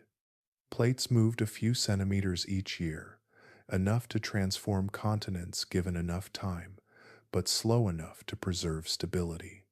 This pace allowed Earth to remain habitable for astonishing lengths of time. Change arrived gradually, giving both the planet and its life the opportunity to respond. From a billion years ago, Earth's surface might have looked calm and uneventful, its continents empty and seas quiet. But beneath that calm, motion persisted. Rock crept, heat flowed, boundaries shifted. This activity did not seek attention. It simply continued, driven by forces set in motion when the planet first formed and refined through eons of adjustment. Plate tectonics acted as the planet's memory, and its future combined. It carried traces of ancient surfaces downward, preserving them in altered forms, while lifting new land upward to experience air, water, and time.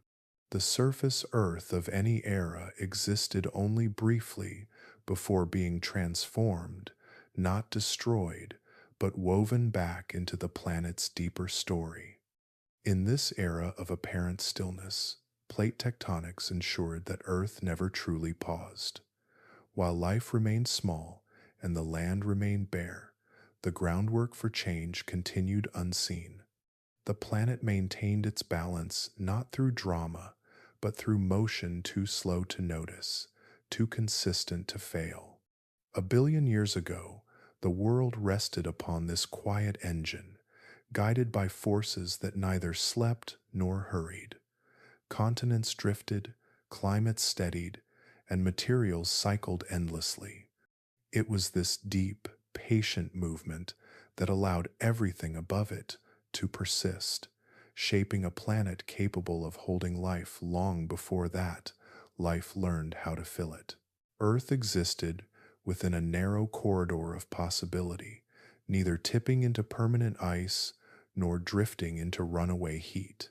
This balance was not dramatic or obvious. It did not announce itself through extremes narrowly avoided.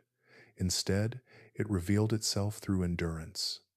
The planet simply continued, maintaining liquid oceans and stable chemistry over spans of time that dwarfed every other process unfolding on its surface. The sun's light arrived steadily but gently, weaker than in later ages, and yet the planet did not surrender to cold. At the same time, gases rising from Earth's interior carried warmth into the atmosphere, yet never pushed conditions beyond control. This steady middle state emerged from an ongoing exchange between energy received and energy retained, shaped by interactions that unfolded too slowly to be noticed in any single moment. Greenhouse gases formed one side of this balance.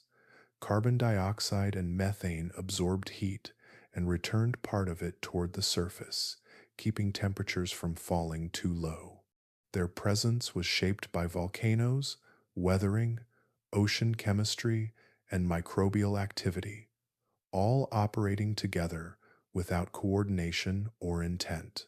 Each process nudged atmospheric composition slightly, adding or removing warmth in ways that rarely aligned perfectly, yet collectively maintained stability. Sunlight formed the other side. Though fainter than today, it remained constant enough to drive climate, evaporation, and life's quiet chemistry. When more heat accumulated near the surface, reactions accelerated that removed greenhouse gases from the air. When warmth waned, volcanic release and reduced weathering allowed those gases to build again. The planet adjusted not through sudden correction, but through long, measured response. These adjustments formed feedback loops that protected habitability. They did not eliminate change, but they softened it. Rising temperatures increased chemical weathering of exposed rock, which drew carbon dioxide out of the atmosphere and weakened the greenhouse effect. Cooling slowed these reactions, allowing gases to accumulate and restore warmth. The result was not stillness, but gentle oscillation around a livable range. The oceans played a central role in this regulation.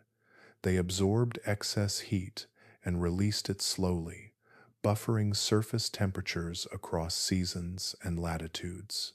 They dissolved gases from the atmosphere, storing them in chemical forms that could remain locked away for long spans of time.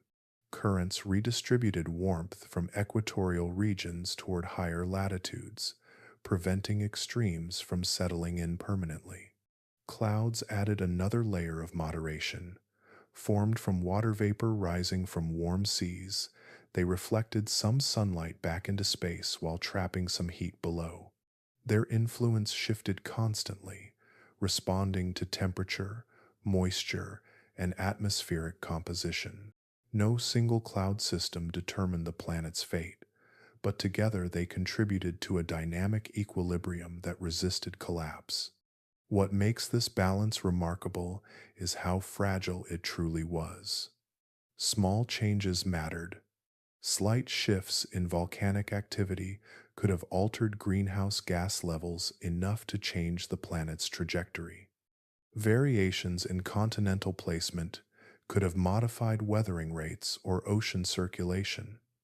Changes in microbial chemistry could have reshaped atmospheric composition over time. The margin between stability and failure remained thin, yet Earth held that margin. It did so not because conditions were fixed, but because the planet was responsive. Every system interacted with others, creating a network of checks that slowed extremes before they could dominate. This responsiveness made Earth resilient, but never invulnerable. Stability required continuous adjustment, sustained by processes that could not pause without consequence.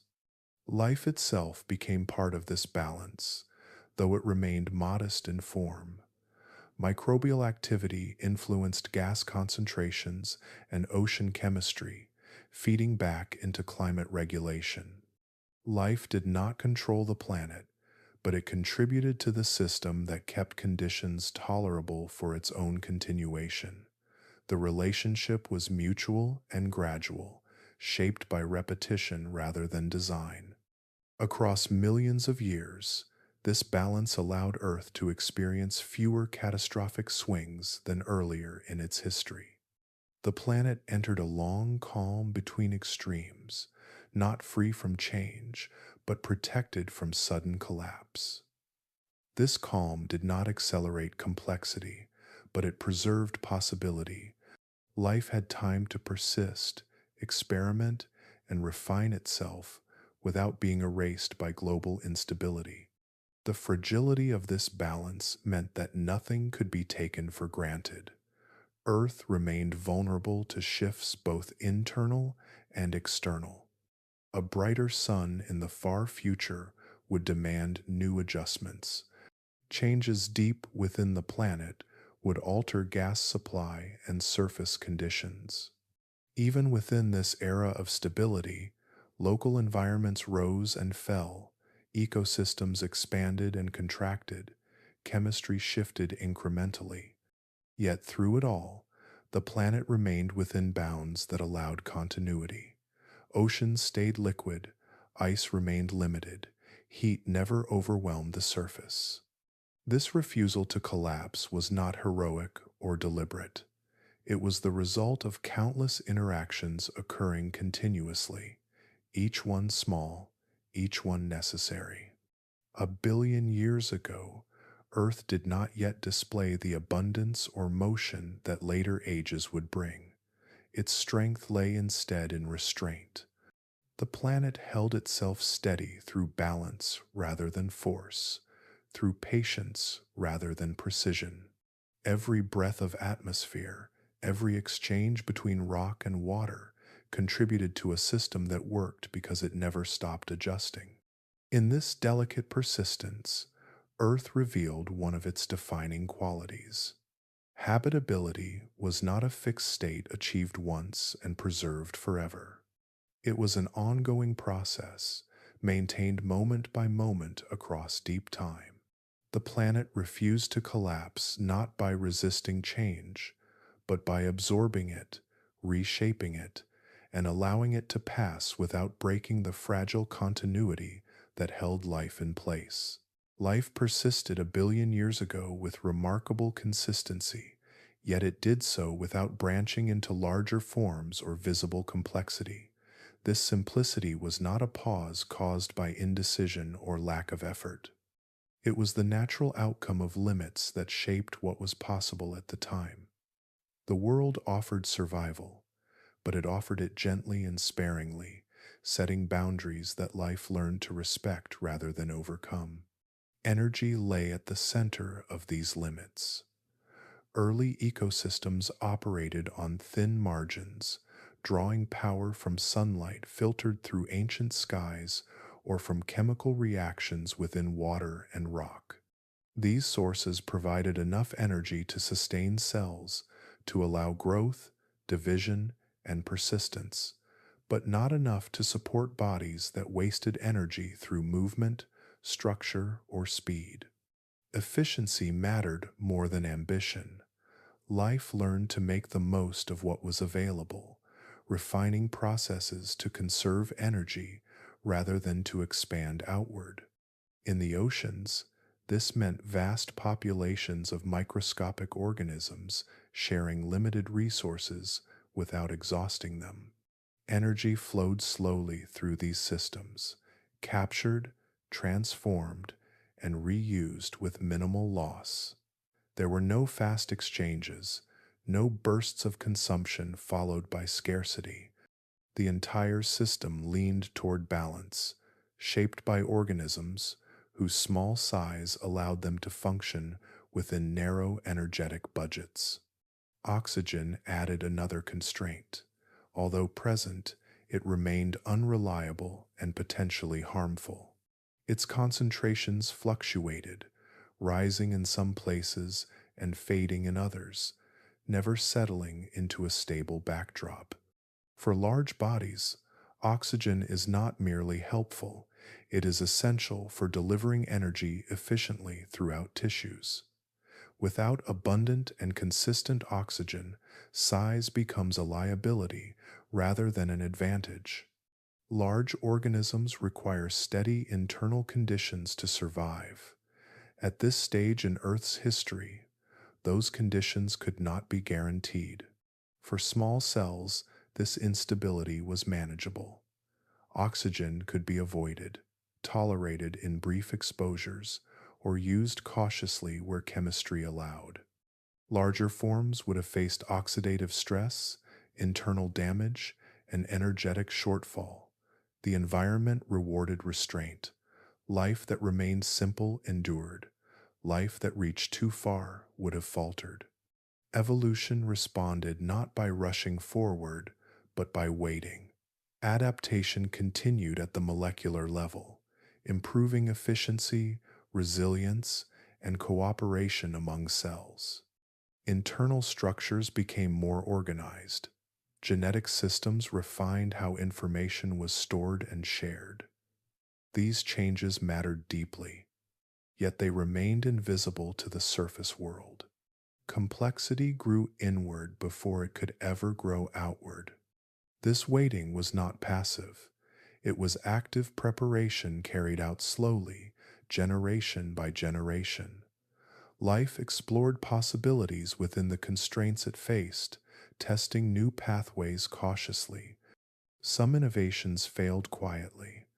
Others persisted, spreading gradually through populations. Each success added a small capability that might one day support greater complexity, though no single change could force that outcome alone. The environment reinforced this patience. Stable conditions reduced the pressure to innovate rapidly. Without predators or competition driving arms races, there was no urgency to become larger or faster. Survival depended on persistence, not dominance. The world allowed life to remain small and numerous, rewarding those that fit neatly within existing cycles. Over time, this created ecosystems defined by depth rather than breadth. Complexity existed in chemistry, in interactions between microbes, and in layered environments where conditions shifted subtly with depth or distance.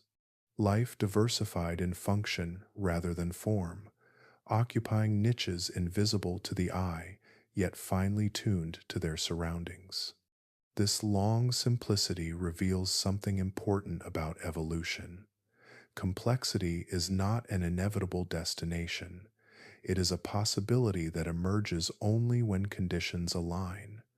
Energy must be abundant enough to support it. Oxygen must be available in ways that protect rather than harm. Environmental stability must last long enough for large bodies to develop and persist. Remove any one of these, and complexity remains out of reach. A billion years ago, Earth had achieved stability, but not abundance. It had oxygen, but not reliability. It had energy sources, but not in excess. The planet offered life a chance to endure, not a promise to expand. Evolution responded accordingly, conserving what worked and avoiding what did not. In hindsight, it might be tempting to see this era as delayed progress. In truth, it was a necessary calibration. Life learned how to manage energy, how to cope with oxygen's challenges, and how to cooperate internally before attempting outward growth. Each lesson required time, not because life was hesitant, but because the margin for error was small. The simplicity of this world was not empty, it was dense with preparation. Every stable cycle, every successful metabolic pathway added to a foundation that could later support more demanding forms. Complexity waited, not because it was destined to arrive, but because it could not arrive safely yet. A billion years ago, life remained modest in shape while growing sophisticated in function. It did not rush toward size or spectacle. It refined itself quietly, aligning with the conditions Earth provided. This long restraint reminds us that evolution moves not toward goals, but toward what is possible. Complexity, when it comes, is not a reward for patience. It is the result of readiness, shaped by a world that must first learn how to hold it. Change did not arrive suddenly in this era of Earth's history. It arrived quietly, in increments so small they would have seemed insignificant if anyone had been there to observe them.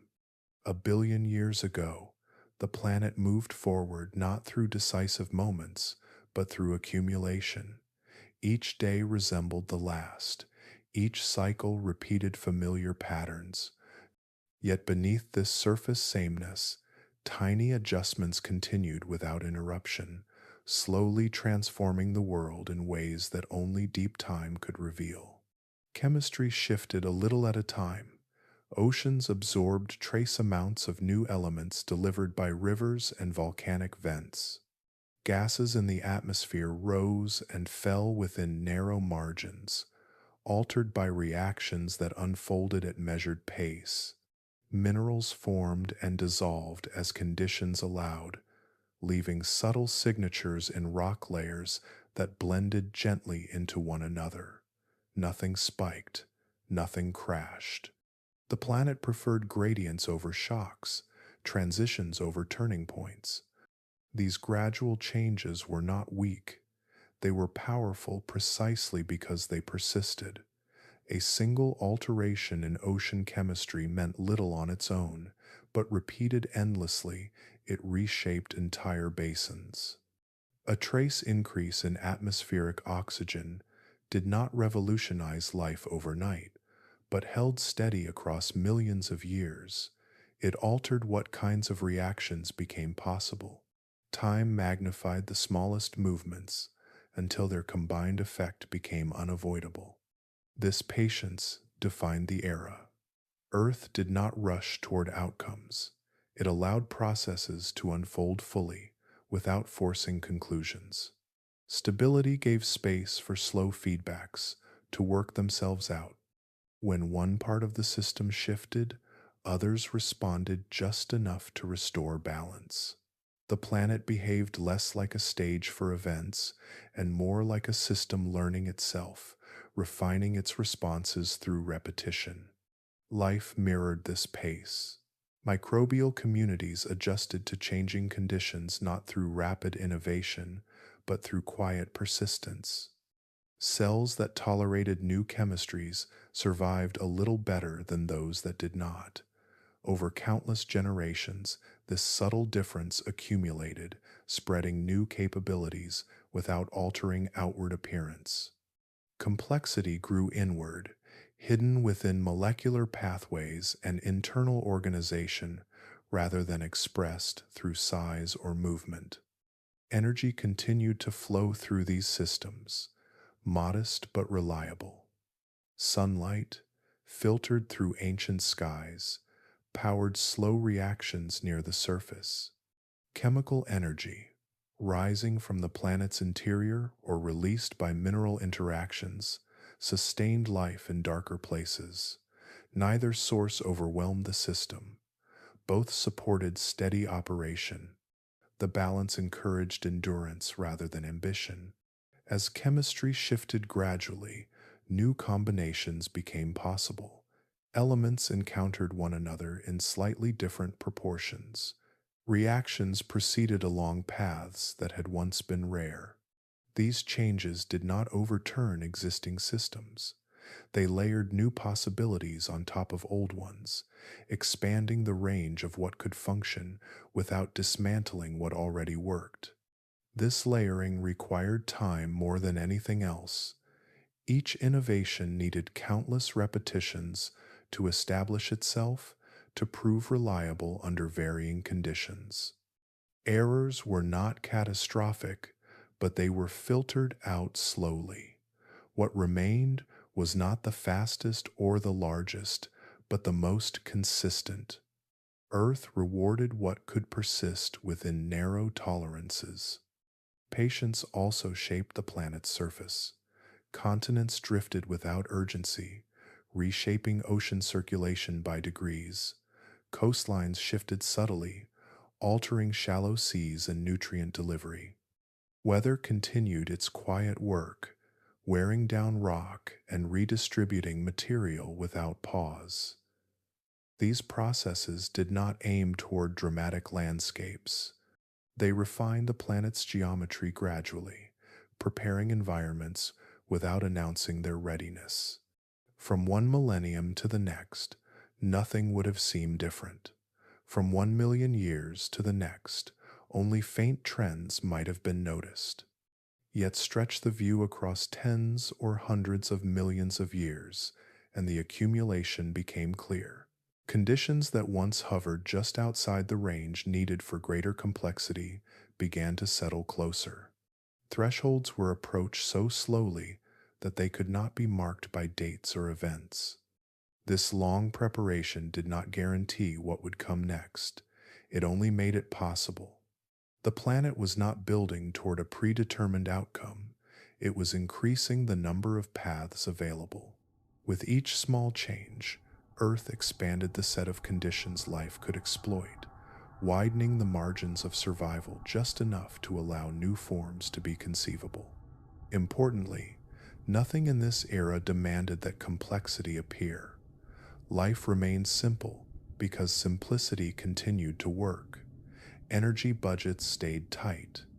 Oxygen remained constrained. The environment favored reliability over experimentation. Yet beneath that restraint, capacity was growing. Tools were being assembled quietly, without spectacle. The beauty of this era lies in its refusal to hurry. Earth demonstrated that preparation does not require drama. It requires consistency. The planet maintained conditions long enough for slow processes to matter. It allowed chemistry to explore possibilities without being reset by catastrophe. It preserved continuity across spans of time, so long they are difficult to hold in mind. 1 billion years ago, Earth did not yet reveal where it was headed. It simply continued, adding one small adjustment after another, trusting that time itself would do the rest. The surface world remained calm and understated, but its foundations were being strengthened continuously. The long accumulation of change did not announce a future. It made room for one. This era stands as a reminder that transformation does not always arrive with noise or speed. Sometimes it arrives quietly, carried forward by patience, repeating the same motions until those motions themselves become something new. The living world moved through its cycles without being watched. There were no eyes scanning the water for movement, no bodies built to chase or capture. The oceans and shallow seas existed without pursuit, without the silent calculations of predator and prey that would later define so much of life's motion. Life was present, abundant in its own way, yet it unfolded without tension. In this world, nothing hunted. Teeth had not yet been shaped for tearing flesh. Jaws had no reason to open and close. Bodies did not brace themselves for sudden escape, nor did they evolve the ability to strike with speed or precision. Existence did not require vigilance. The absence of predators removed a layer of urgency that would later become inseparable from survival. Life moved, when it moved at all, according to currents rather than intention. Cells drifted, sank, rose, or clung to surfaces, guided by physics instead of fear. Without threats to avoid, there was little pressure to develop rapid responses. Time was generous. Processes unfolded at the pace set by chemistry and energy availability, not by the need to flee or pursue. Ecosystems organized themselves differently under these conditions. Instead of complex food webs driven by consumption and escape, energy flowed through simpler pathways. Organisms gathered energy directly from light or chemical gradients. Waste from one group became nourishment for another. Decomposition and recycling proceeded steadily, closing loops rather than fueling conflicts. Efficiency mattered more than defense. In the absence of predation, growth did not need to be hidden or protected. There were no shells to withdraw into, no spines to deter attackers, no toxins deployed for survival. Life invested its limited energy into persistence rather than armor. Structures remained soft, adaptable, and easily replaced. When cells died, others filled the space, continuing the cycle without disruption. This lack of urgency shaped behavior at every level. There was no need to outcompete rivals through speed or size. Competition existed, but it was subtle, expressed through chemical advantage or spatial positioning rather than physical confrontation. Success favored those that could endure slight changes in conditions, not those that could dominate through force. As a result, the oceans and microbial landscapes remained calm. Nothing darted through the water. Nothing lay in wait. The environment did not bristle with danger. Instead, it maintained a steady rhythm defined by availability rather than threat. Energy entered, moved through systems, and exited again in a controlled flow. This calm extended to the pace of evolution itself. Without the selective pressure imposed by predators, there was little incentive to evolve rapid movement or complex sensory systems.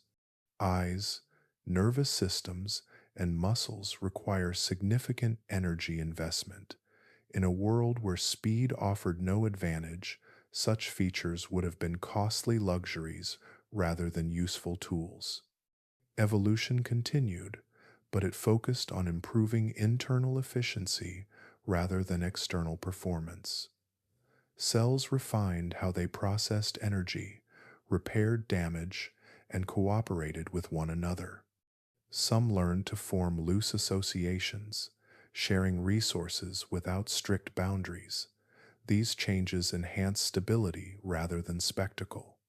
A world without predators also meant a world without fear as a driving force. While fear as an emotion did not yet exist, the environmental equivalent was absent as well. Conditions did not impose sudden loss. Population changes occurred through slow shifts in chemistry or resource availability, not through rapid removal by attackers. Life experienced continuity rather than interruption. This continuity allowed ecosystems to function with remarkable steadiness. Without sudden collapses driven by predation, communities persisted across long spans of time. Diversity existed, but it was expressed quietly through variation in metabolic pathways and environmental tolerance rather than through form or behavior. The absence of predation did not make the world empty or simple in a dismissive sense. It made it spacious. Life had room to exist without constant pressure to respond. The planet provided what was needed to persist, and life adapted to that generosity by remaining measured and conservative in its changes. In this environment, urgency had no role. Nothing needed to happen quickly. Nothing demanded immediate action. Cycles repeated slowly, reliable in their timing. Light rose and fell. Currents shifted. Chemistry adjusted gradually. Life moved along with these rhythms, never outpacing them. 1 billion years ago, Earth hosted a living world that functioned without tension. It lacked drama, but it possessed depth. The absence of predators shaped a planet where existence was not defined by conflict, but by continuity. Life unfolded as a long conversation with its environment rather than a series of contests. This quiet world laid a foundation that would later make urgency possible. By allowing life to refine itself without pressure, Earth prepared organisms for a future where fear, pursuit, and speed would eventually appear. But in this era, none of that had arrived. The world remained slow, unguarded, and patient, carrying life forward not through struggle, but through calm persistence. Night fell differently 1 billion years ago, carrying a presence that felt both familiar and quietly overwhelming. As the sun slipped below the horizon, darkness did not arrive alone. The moon rose larger than it does today, closer to Earth, filling more of the sky with its pale glow. It did not rush across the heavens. It moved with steady assurance, casting light that softened shadows and stretched reflections across the surface of the seas. This ancient moon dominated the night not through brightness alone, but through scale. It appeared broader, more imposing, its surface details clearer to any eyes that might have looked upward. Craters and highlands stood out in subtle contrast, suspended above a world still learning how to live beneath such a companion. The night was never fully dark. Even when clouds passed or waters stirred, the moon remained a constant presence, shaping the rhythm of darkness with calm persistence. Its closeness carried consequences far beyond appearance. The moon's gravity reached deeply into Earth, pulling at the oceans with greater strength than it does now. Tides rose higher and fell farther, spreading across shallow continental edges before retreating again. Coastlines shifted daily, sometimes hourly, breathing in and out with the lunar pull. Broad tidal flats formed and vanished, exposing rock and sediment, then covering them once more beneath returning water. These stronger tides reshaped coastlines relentlessly. Each cycle stirred sediments, redistributed minerals, and mixed seawater in ways that calmer oceans could not achieve. Shallow seas remained active rather than stagnant, their contents constantly refreshed by the rise and fall of water. Nutrients did not settle into still layers for long. They were lifted, spread, and reworked again and again, carried by the moon's steady influence. Within these tidal zones, conditions changed predictably but frequently. Water advanced, retreated, warmed, cooled, concentrated salts, then diluted them again. Life that persisted here learned to tolerate variation rather than stability. Microbial communities adapted to cycles of exposure and submersion, developing resilience through repetition. Each tide acted as a gentle challenge, never catastrophic, but never allowing complete rest. The moon's gravity shaped not only the edges of continents, but also the internal movements of the oceans themselves. Tidal forces stirred currents, contributing to vertical mixing that carried heat and chemistry through the water column. Deeper waters were drawn upward. Surface waters were pushed aside. This constant motion helped distribute oxygen and nutrients unevenly, but persistently, shaping where life could endure most easily. Even the planet's rotation felt the moon's touch. With each passing year, lunar gravity drew a small measure of energy from Earth's spin, slowing it almost imperceptibly. Days lengthened by fractions, woven into deep time, though the difference was unnoticeable from one generation to the next. The effect accumulated, tying the rhythm of time itself to the moon's orbit. Night and day, tide and stillness, all carried the imprint of this silent exchange. For life, the moon's influence was indirect but profound. The regularity of tides created repeating patterns in coastal environments, offering reliable cycles that life could align with. While no organism marked time consciously, biological processes responded to these rhythms through exposure and recovery, stress and relief. The moon did not dictate life's behavior. It provided structure, a predictable pulse that life learned to inhabit. Away from coastlines, moonlight continued its quiet work. It reflected across open water, guiding subtle temperature differences at the surface. It interacted with clouds and atmosphere, adding a gentle brightness to the night that influenced how heat escaped into space. The presence of this reflected light softened the contrast between day and night, contributing to environmental steadiness rather than disruption. The moon also played a role as Earth's stabilizer. Its gravitational connection helped maintain the planet's axial orientation, reducing extreme swings in tilt over long spans of time. This stability supported consistent climate patterns, preventing sudden shifts that could have erased progress made slowly elsewhere. Though the effects unfolded gradually, they mattered deeply to a world dependent on continuity. Despite its influence, the moon remained silent. It did not erupt or change shape. It did not release gases or alter chemistry directly. Its power lay in its constancy. Night after night, it returned to familiar paths, offering the same pull, the same light, the same quiet guidance. Earth adapted to this presence not through resistance, but through partnership. 1 billion years ago, Earth's story was already deeply intertwined with the moon's. Oceans responded to its gravity, continents felt its tug, time itself adjusted around their relationship. Life grew within patterns shaped by lunar rhythm, even while remaining unaware of the source. Under this ancient moon, nights were not empty intervals between days. They were active, structured, and softly illuminated. Tides rose and fell, waters shifted and mixed. The planet breathed in time with its companion.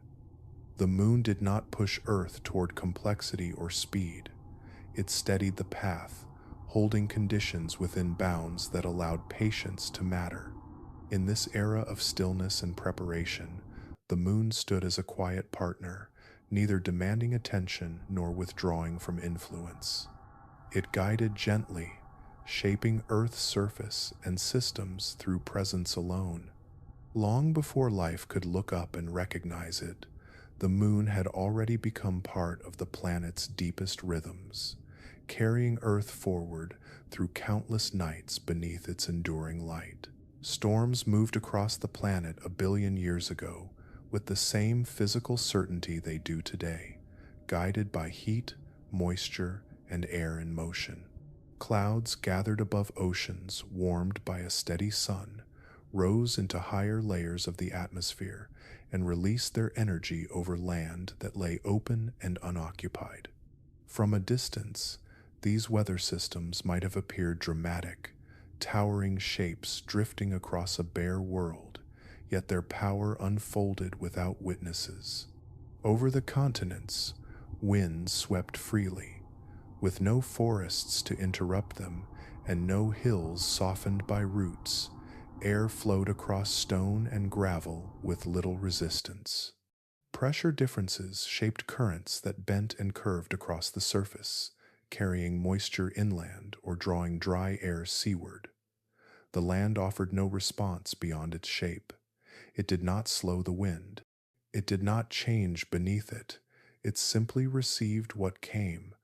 Storms formed where warm, moist air rose and cooled, just as they always have. Clouds thickened, darkened, and grew heavy with water.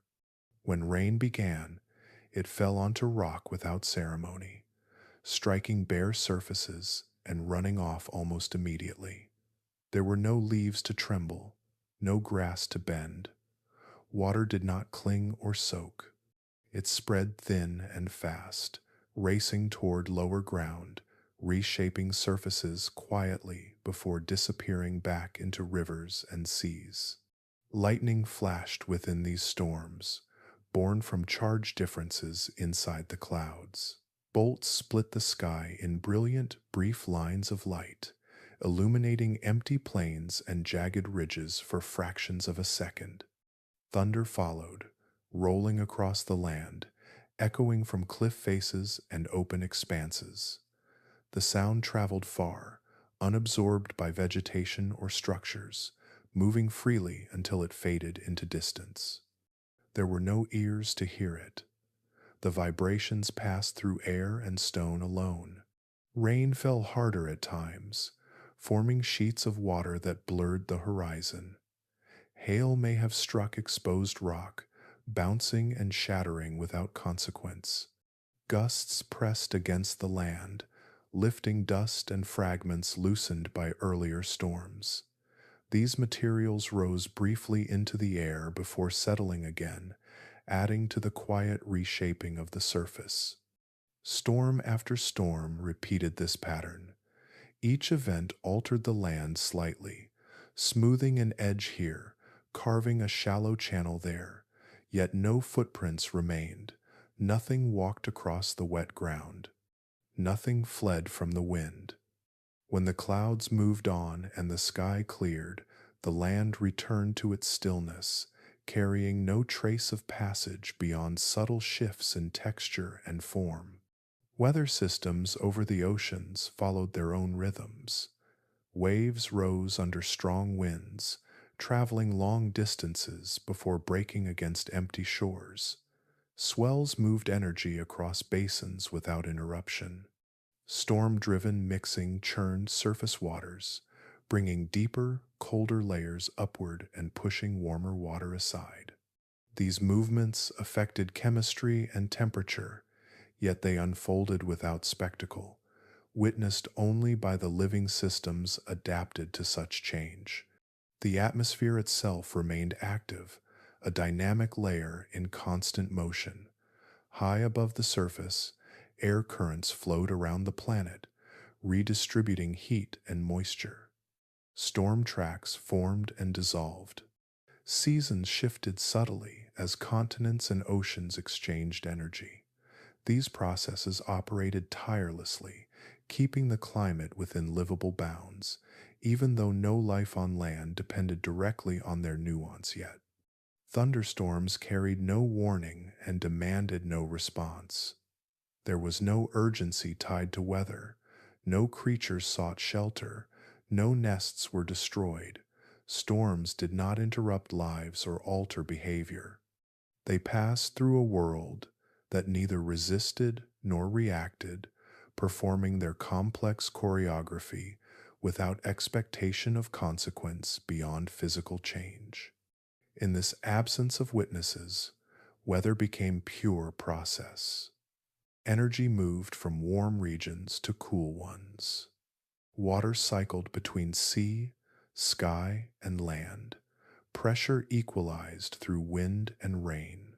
Earth maintained its balance through these exchanges, whether or not life observed them. The idea of a storm often carries meaning because of its impact on living things. Here, that meaning was absent. Storms did not threaten survival or promise relief. They were neither feared nor welcomed. They simply occurred, following physical laws that did not require attention to function. At night, storms continued beneath moonlight. Clouds drifted across the glowing disk overhead, breaking its light into moving patterns across the land. Lightning briefly overwhelmed that gentle glow, casting sharp shadows that vanished as quickly as they formed. Rain cooled the surface, releasing heat back into the air, continuing cycles older than the continents themselves. Earth, in this era, performed continuously. Winds rose and fell, storms gathered and dispersed, thunder rolled across empty spaces, rain reshaped land already shaped countless times before. The planet moved through these motions without pause, guided by internal balance and external energy. There was no audience, yet the performance mattered. Weather connected atmosphere to surface, redistributed heat, regulated chemistry, and prepared environments quietly. Storms were not wasted effort. They were essential actions carried out without regard for observation. A billion years ago, Earth did not need to be seen to be active. Its systems operated with quiet confidence, independent of attention. Storms crossed empty land and empty sky, leaving behind only subtle changes that blended into the planet's long story. In this still world, weather existed for the planet itself. It shaped, balanced, and maintained conditions without ceremony. Earth performed not for observers, but for continuity, repeating its ancient motions patiently, carrying life forward even when no one was there to watch. Beneath the calm surface of the oceans, a hidden structure shaped life more powerfully than any visible landscape.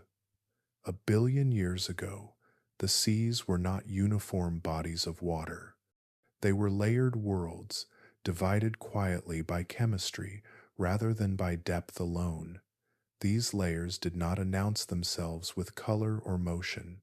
They existed as gradients, invisible boundaries formed by differences in oxygen, nutrients, and dissolved elements, guiding life without ever being seen.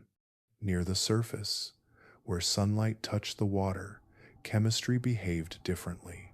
Here, traces of oxygen appeared more often, produced by microscopic life and held briefly before being consumed or carried away. This upper layer was active in subtle ways. Light-powered reactions unfolded daily. Gases exchanged with the atmosphere above. The water shifted gently with wind and tides, mixing just enough to remain dynamic without becoming turbulent. Below this zone, conditions changed. Oxygen faded gradually as depth increased, not vanishing abruptly, but thinning until it no longer shaped reactions. In these darker waters, different chemistries prevailed. Metals remained dissolved rather than oxidized. Sulfur compounds persisted. Reactions slowed and followed pathways unfamiliar to oxygen-dependent systems. Life adapted accordingly, occupying niches defined not by space but by tolerance. These layers did not remain fixed. They rose and fell with currents, tides, and temperature changes, breathing slowly as the ocean moved. At times, oxygen-rich water pressed downward. At others, oxygen-poor layers crept closer to the surface. This motion created regions of overlap, transition zones where chemistry shifted gently and unpredictably. Life in these areas learned flexibility, surviving across gradients rather than settling into static conditions. The existence of these layers meant that where life could exist was tightly controlled. Certain organisms thrived near the surface, relying on light and brief access to oxygen.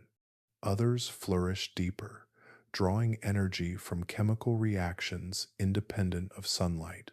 Few could tolerate wide swings between these states. The ocean became a mosaic of habitable zones, stacked vertically and shifting over time. These invisible divisions shaped evolution quietly. Life did not choose where to exist. It followed chemistry. Cells that functioned well in oxygen-rich conditions remained close to the surface. Those adapted to oxygen-poor environments sank or clung to deeper layers. Each layer acted as a filter, permitting some forms to persist while excluding others, not through violence or competition, but through compatibility. The boundaries between layers mattered as much as the layers themselves. At these interfaces, reactions intensified. Oxygen met reduced compounds.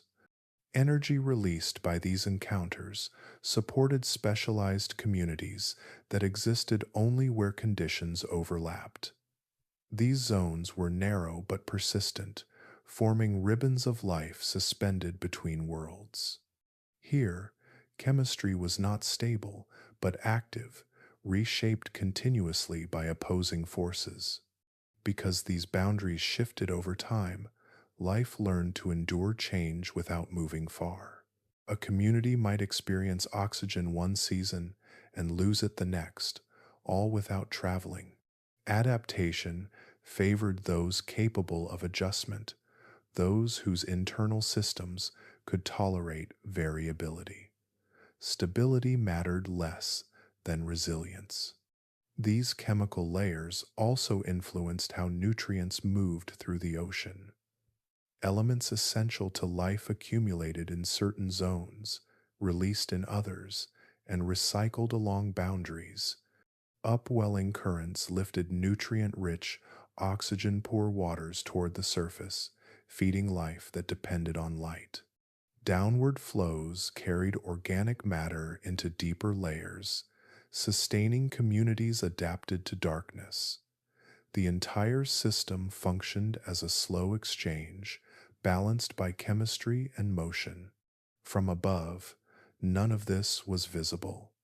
The ocean's surface appeared smooth and uniform, concealing the complexity beneath.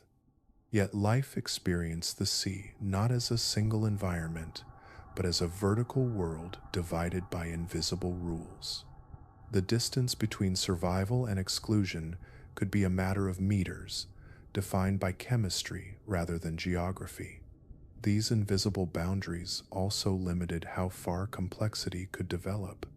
Large bodies would have struggled to cross chemical layers safely, unable to tolerate shifts in oxygen or energy availability. Remaining small allowed life to stay within suitable zones, avoiding the risks posed by crossing boundaries it could not yet navigate. Over long spans of time, these layers shifted gradually. As oxygen production increased and sinks filled, oxygen-rich zones expanded slowly. Boundaries moved. Habitable areas widened or narrowed.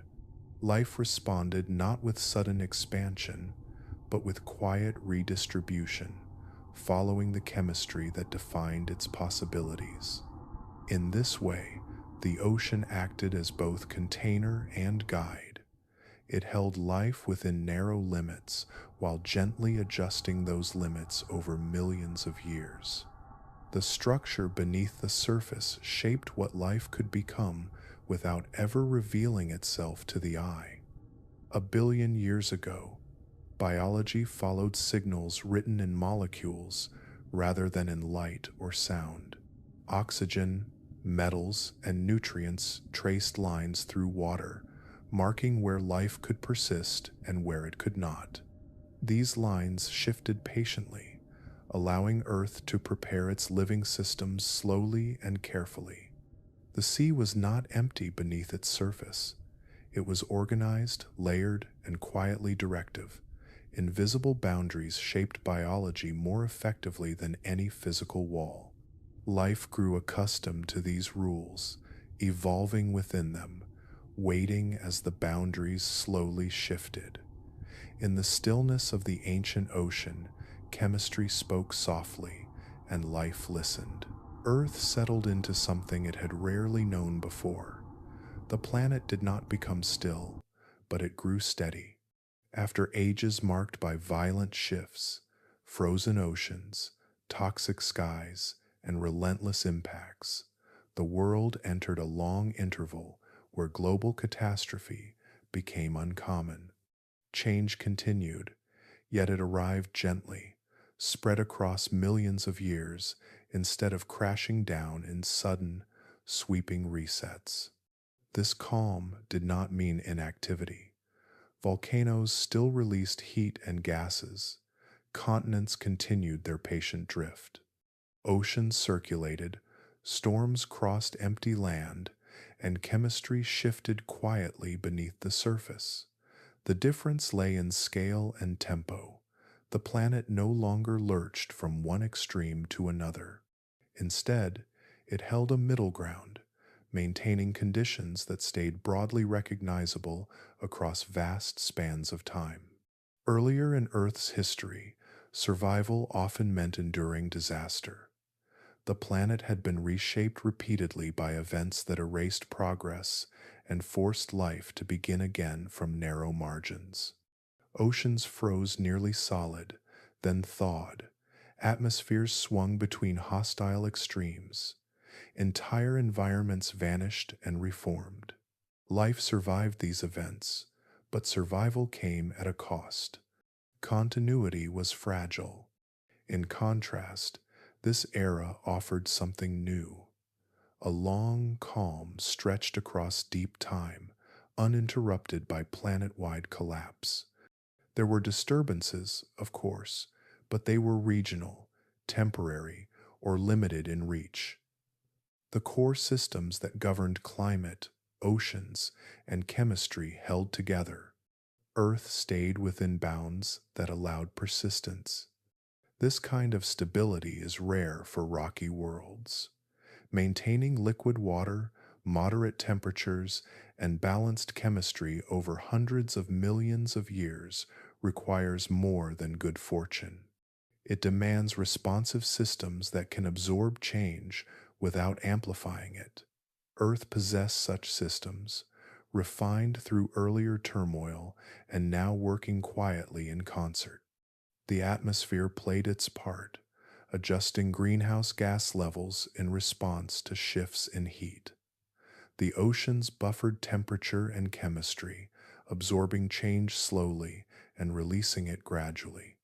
Plate tectonics recycled materials, preventing buildup or depletion from reaching dangerous extremes. Each system compensated for the others, forming a network of feedbacks that favored equilibrium rather than escalation. This calm mattered more than chaos ever could. Catastrophes can drive rapid change, but they also erase complexity before it has time to establish itself. Stability, on the other hand, allows small advantages to accumulate. It gives life time to experiment cautiously, to refine processes that require patience rather than speed. During this long, stable interval, life did not explode into visibility. It remained subtle, microscopic, and quiet. Yet beneath that simplicity, foundations were forming. Energy systems improved. Internal organization became more sophisticated. Cooperative interactions between cells became more reliable. None of this demanded drama. All of it required time. The absence of constant global disaster also allowed the planet itself to mature. Weathering cycles regulated atmospheric gases. Ocean chemistry adjusted gradually rather than abruptly. Coastlines shifted without being obliterated. Environments retained memory. Conditions did not reset to zero, they evolved. This persistence made Earth unusual. Many planets experience brief windows where conditions might support life, only to lose them quickly to instability. Earth held its window open. It did not guarantee success, but it preserved opportunity. The calm was not a reward, it was an enabling condition. Within this long interval, the planet learned restraint. Heat from the interior escaped steadily rather than explosively.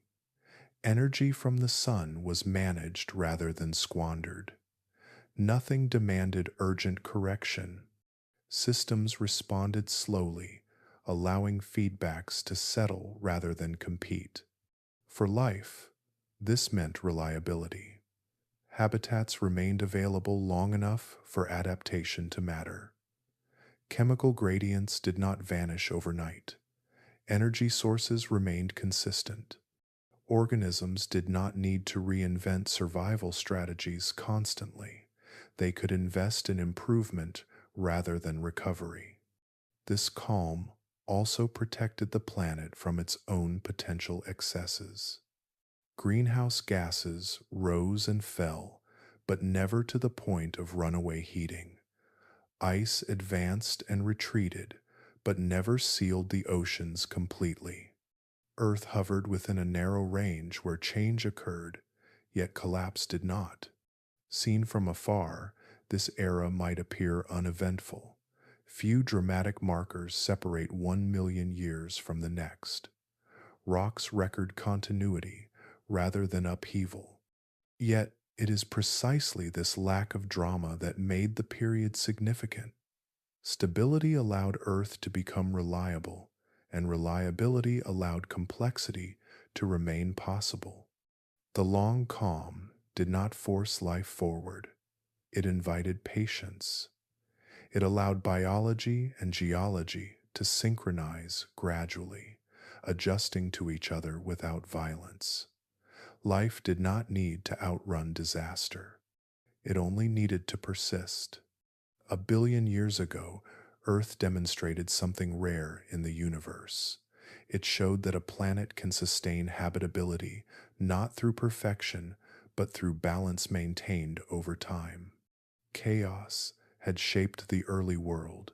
Calm refined it. This stability was not guaranteed to last forever, and it did not solve every challenge, but it provided something essential. It gave the planet room to breathe, time to adjust, and space for subtle change to matter. In doing so, Earth laid the quiet groundwork for futures that could only emerge on a world willing to remain steady long enough for possibility to grow. Beneath the surface calm of this long era, life continued to work quietly on itself. While the outer world appeared unchanged, cells were becoming more intricate within, refining structures that would later make greater complexity possible. These changes did not announce themselves through size or movement. They unfolded inwardly, hidden from the broad sweep of oceans and continents, carried forward by patience rather than display. Inside each cell, organization deepened. Boundaries became more reliable, separating internal chemistry from the surrounding environment with greater control. Membranes learned to regulate passage more precisely, allowing some molecules in while keeping others out. This selectivity mattered. It allowed reactions to proceed under steadier conditions, protected from sudden shifts in the surrounding water. Life gained a small measure of independence, not from the planet, but from its most immediate fluctuations. Energy handling improved as well. Cells refined the ways they stored and released chemical energy, smoothing out supply rather than relying entirely on momentary abundance. This internal buffering allowed metabolism to proceed more consistently, even when external conditions wavered. Nothing moved faster because of this. Nothing grew larger. Yet endurance increased, and with it, the capacity for further innovation. Alongside these internal refinements came early forms of cooperation.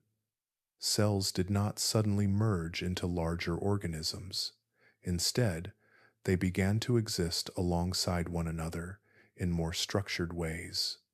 Some clustered loosely, sharing local environments shaped by their combined activity. Waste from one cell became fuel for another. Chemical signals drifted between neighbors, not as messages in any conscious sense, but as byproducts that shaped shared conditions. In these early associations, no individual cell dominated. Cooperation emerged because it worked, because proximity and persistence created environments more stable than solitude could provide. Groups endured conditions that might have eliminated isolated cells simply by moderating chemistry collectively. This was not altruism or strategy. It was compatibility, discovered through repetition and maintained through time. Genetic systems evolved quietly during this same interval. The molecules that stored instructions for life became more reliable in their copying. Errors still occurred, but mechanisms arose that reduced damage and preserved useful patterns. Over generations, this reliability allowed successful traits to persist longer, giving refinement a chance to matter. Life gained memory, not as experience, but as structure carried forward. New genetic tools appeared gradually. Segments of information moved within genomes, rearranging instructions in subtle ways. Regulatory elements emerged that controlled when certain processes activated or rested. These changes did not transform outward behavior immediately. They expanded potential, increasing the number of ways a cell could respond to its environment without altering its form. Because these innovations unfolded slowly, they rarely displaced what already worked. Old systems remained alongside new ones, layered rather than replaced. Life did not discard its past. It built upon it carefully, preserving redundancy and resilience. This layering made cells robust, able to tolerate variation without collapse. None of this required spectacle. There were no new shapes to notice, no dramatic shifts in ecosystems. The oceans continued to look quiet. The land remained empty. Yet beneath that stillness, life was assembling tools that would later support larger bodies, faster movement, and more complex relationships. The absence of urgency allowed this work to proceed without interruption.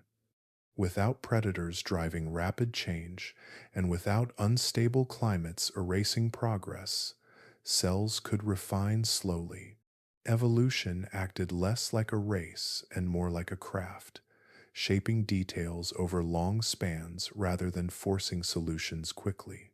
These hidden innovations also benefited from the planet's stability. Chemical conditions remained within workable ranges long enough for internal systems to be tested and improved. Energy supplies, though limited, were consistent. Nothing forced life to gamble everything on unproven strategies. Incremental improvement became the dominant mode. Early cooperation hinted at possibilities far beyond this era. Cells living near one another learned to tolerate presence, to adjust internal chemistry in ways that did not conflict with neighbors. Over time, this tolerance laid groundwork for tighter associations. Though true multicellular life had not yet appeared, the prerequisites were quietly assembling. In genetic material, Flexibility increased without chaos. Instructions became modular, able to be reused and rearranged. This modularity mattered more than any single innovation. It meant that future complexity would not need to be invented from scratch. It could be assembled from existing parts, refined through variation and selection.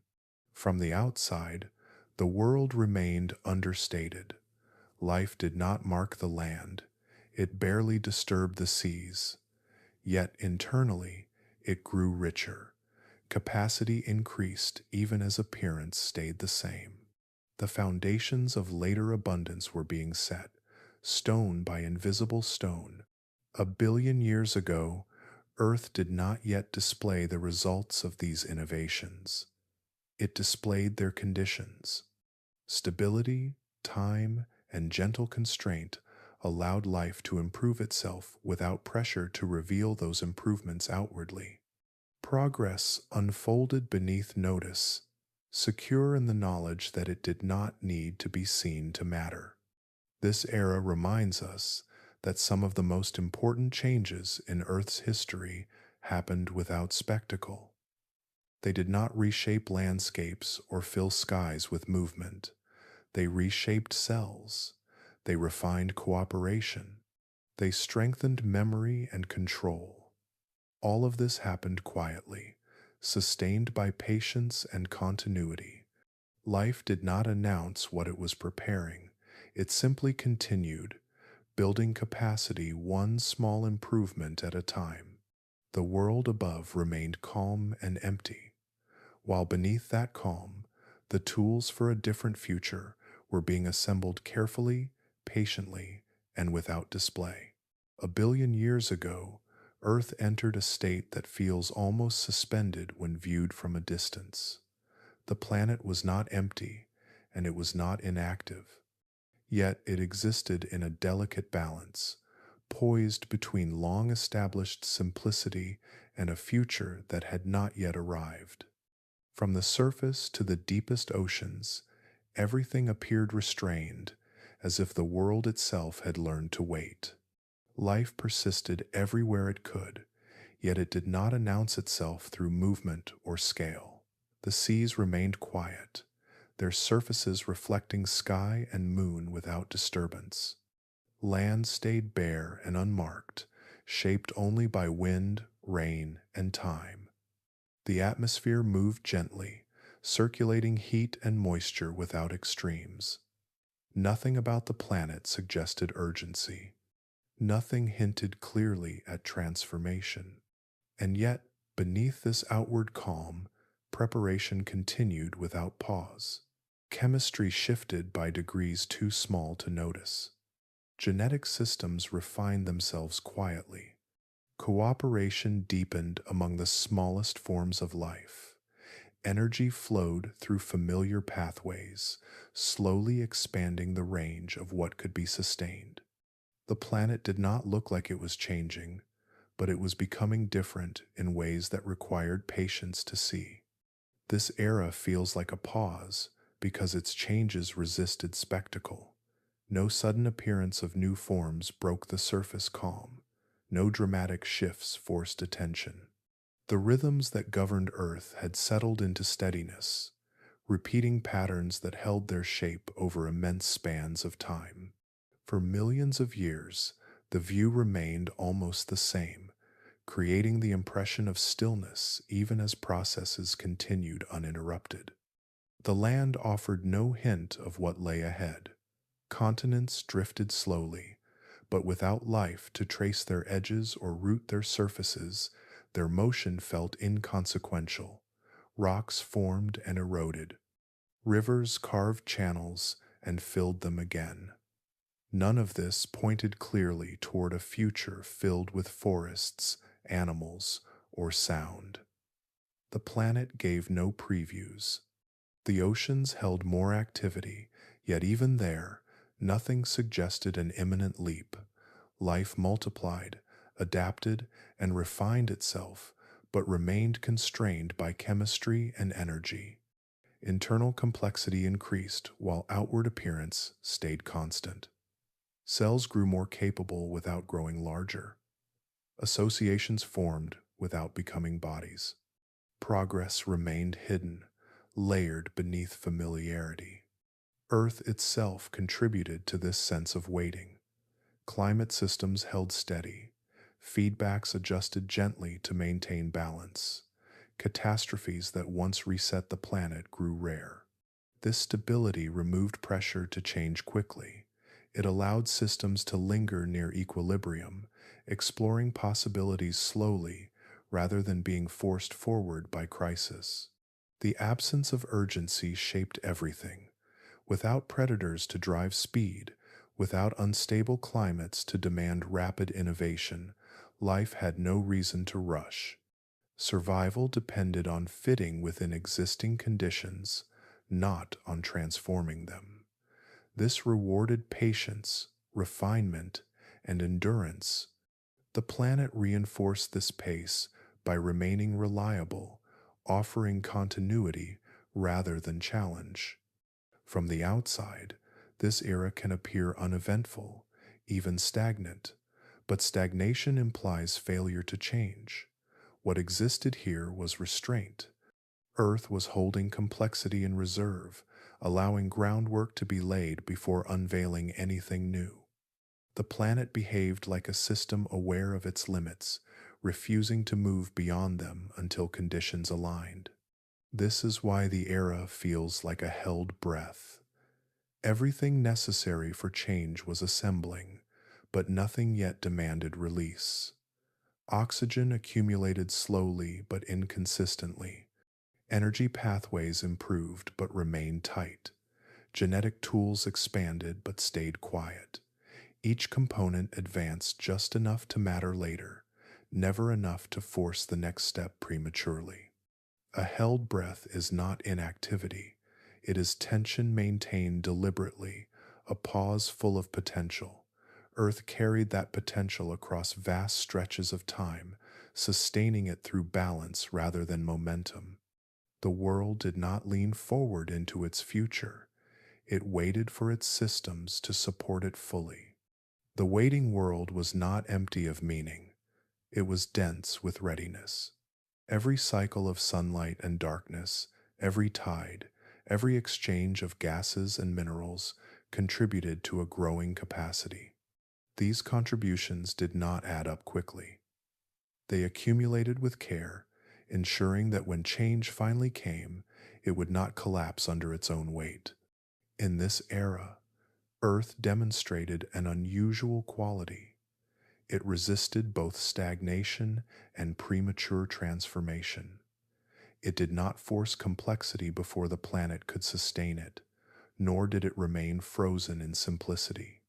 Instead, it held itself at the edge, balancing between what had always worked and what was quietly becoming possible. From our perspective, this long pause defines the strangeness of a billion-year-old Earth. It was alive but subdued, dynamic but restrained, complete in function yet unfinished in form. The planet appeared to wait not because it lacked direction, but because it was preparing carefully. The waiting world carried its future gently, without revealing it. Nothing obvious changed, yet everything that mattered was aligning. Earth held its breath, not in anticipation, but in patience, allowing the slow work of preparation to continue until the planet itself was ready to exhale. A billion years ago, Earth carried its future within a margin so thin it is almost uncomfortable to imagine. The planet did not move along a wide, forgiving path. It advanced along a narrow line where small changes held the power to alter everything that would follow. Life persisted, but it did so without guarantees, balanced on conditions that could just as easily have drifted the other way. Many of the systems that supported life were operating near their limits. Oxygen was present, but not secure. Energy flowed, but only just enough. Climate held steady, yet depended on delicate feedbacks that required constant adjustment. Chemistry progressed slowly, never surging forward, never collapsing outright. If any of these elements had shifted slightly, the outcome could have been radically different. A modest drop in volcanic activity could have reduced greenhouse gases enough to cool the planet beyond recovery. A slight increase could have driven warming that chemistry and oceans could not counter. A rearrangement of continents could have altered ocean circulation just enough to disrupt nutrient flow. A prolonged stretch of reduced sunlight could have tipped fragile balances. None of these possibilities required catastrophe. They required only persistence in the wrong direction. Timing mattered more than magnitude. Earth could withstand brief disruptions, but sustained shifts applied gentle pressure that accumulated quietly. A change lasting millions of years carried far more consequence than a sudden event that quickly passed. The planet's survival depended on the sequence and duration of conditions aligning just well enough for just long enough. Life's own progress was equally sensitive. Internal innovations within cells required stable conditions to persist and spread. Cooperation needed time to prove useful. Genetic refinements depended on continuity rather than repeated erasure. If environmental stability had faltered too often, these quiet advances would have been lost before they could matter. This makes Earth's path to complexity especially narrow. Complexity did not rise as soon as it became possible. It waited until enough constraints softened at the same time. Energy had to become more reliable without becoming overwhelming. Oxygen had to increase without poisoning life. Stability had to last without turning stagnant. The overlap between these conditions was brief and precise. Had oxygen risen more quickly, early life might have suffered widespread damage before protective systems evolved. Had it risen more slowly, energy limits might have prevented any move toward larger forms. Had stability broken earlier, life might have remained locked in minimal survival, unable to invest in internal complexity. Each outcome lay close to reality, separated by margins small enough to disappear under slight pressure. Earth avoided these traps not through intention, but through timing. Processes unfolded in an order that allowed adaptation to keep pace. Oxygen became useful only after life had learned to manage it. Stability arrived only after earlier chaos had refined Earth's feedback systems. Energy availability improved gradually, allowing life to adjust rather than be overwhelmed. Even then, success was never guaranteed. The planet hovered near thresholds repeatedly. Long periods passed where progress could have stalled indefinitely. Life remained simple not because complexity was impossible, but because it was risky. Pushing beyond existing limits too soon could have undone everything achieved so far. The fragility of this balance is humbling. The world we inhabit emerged not from certainty, but from a series of near misses that never quite tipped the scales. Earth remained habitable because it continually corrected itself, but those corrections depended on interactions that could have failed quietly. This fragility does not imply weakness. It reveals constraint. Complex life requires precise conditions sustained across immense time. Earth met those conditions narrowly, without margin for error. Many planets may never do so. Some may approach the threshold only to slip away unnoticed. 1 billion years ago, Earth was close to remaining forever in its waiting state.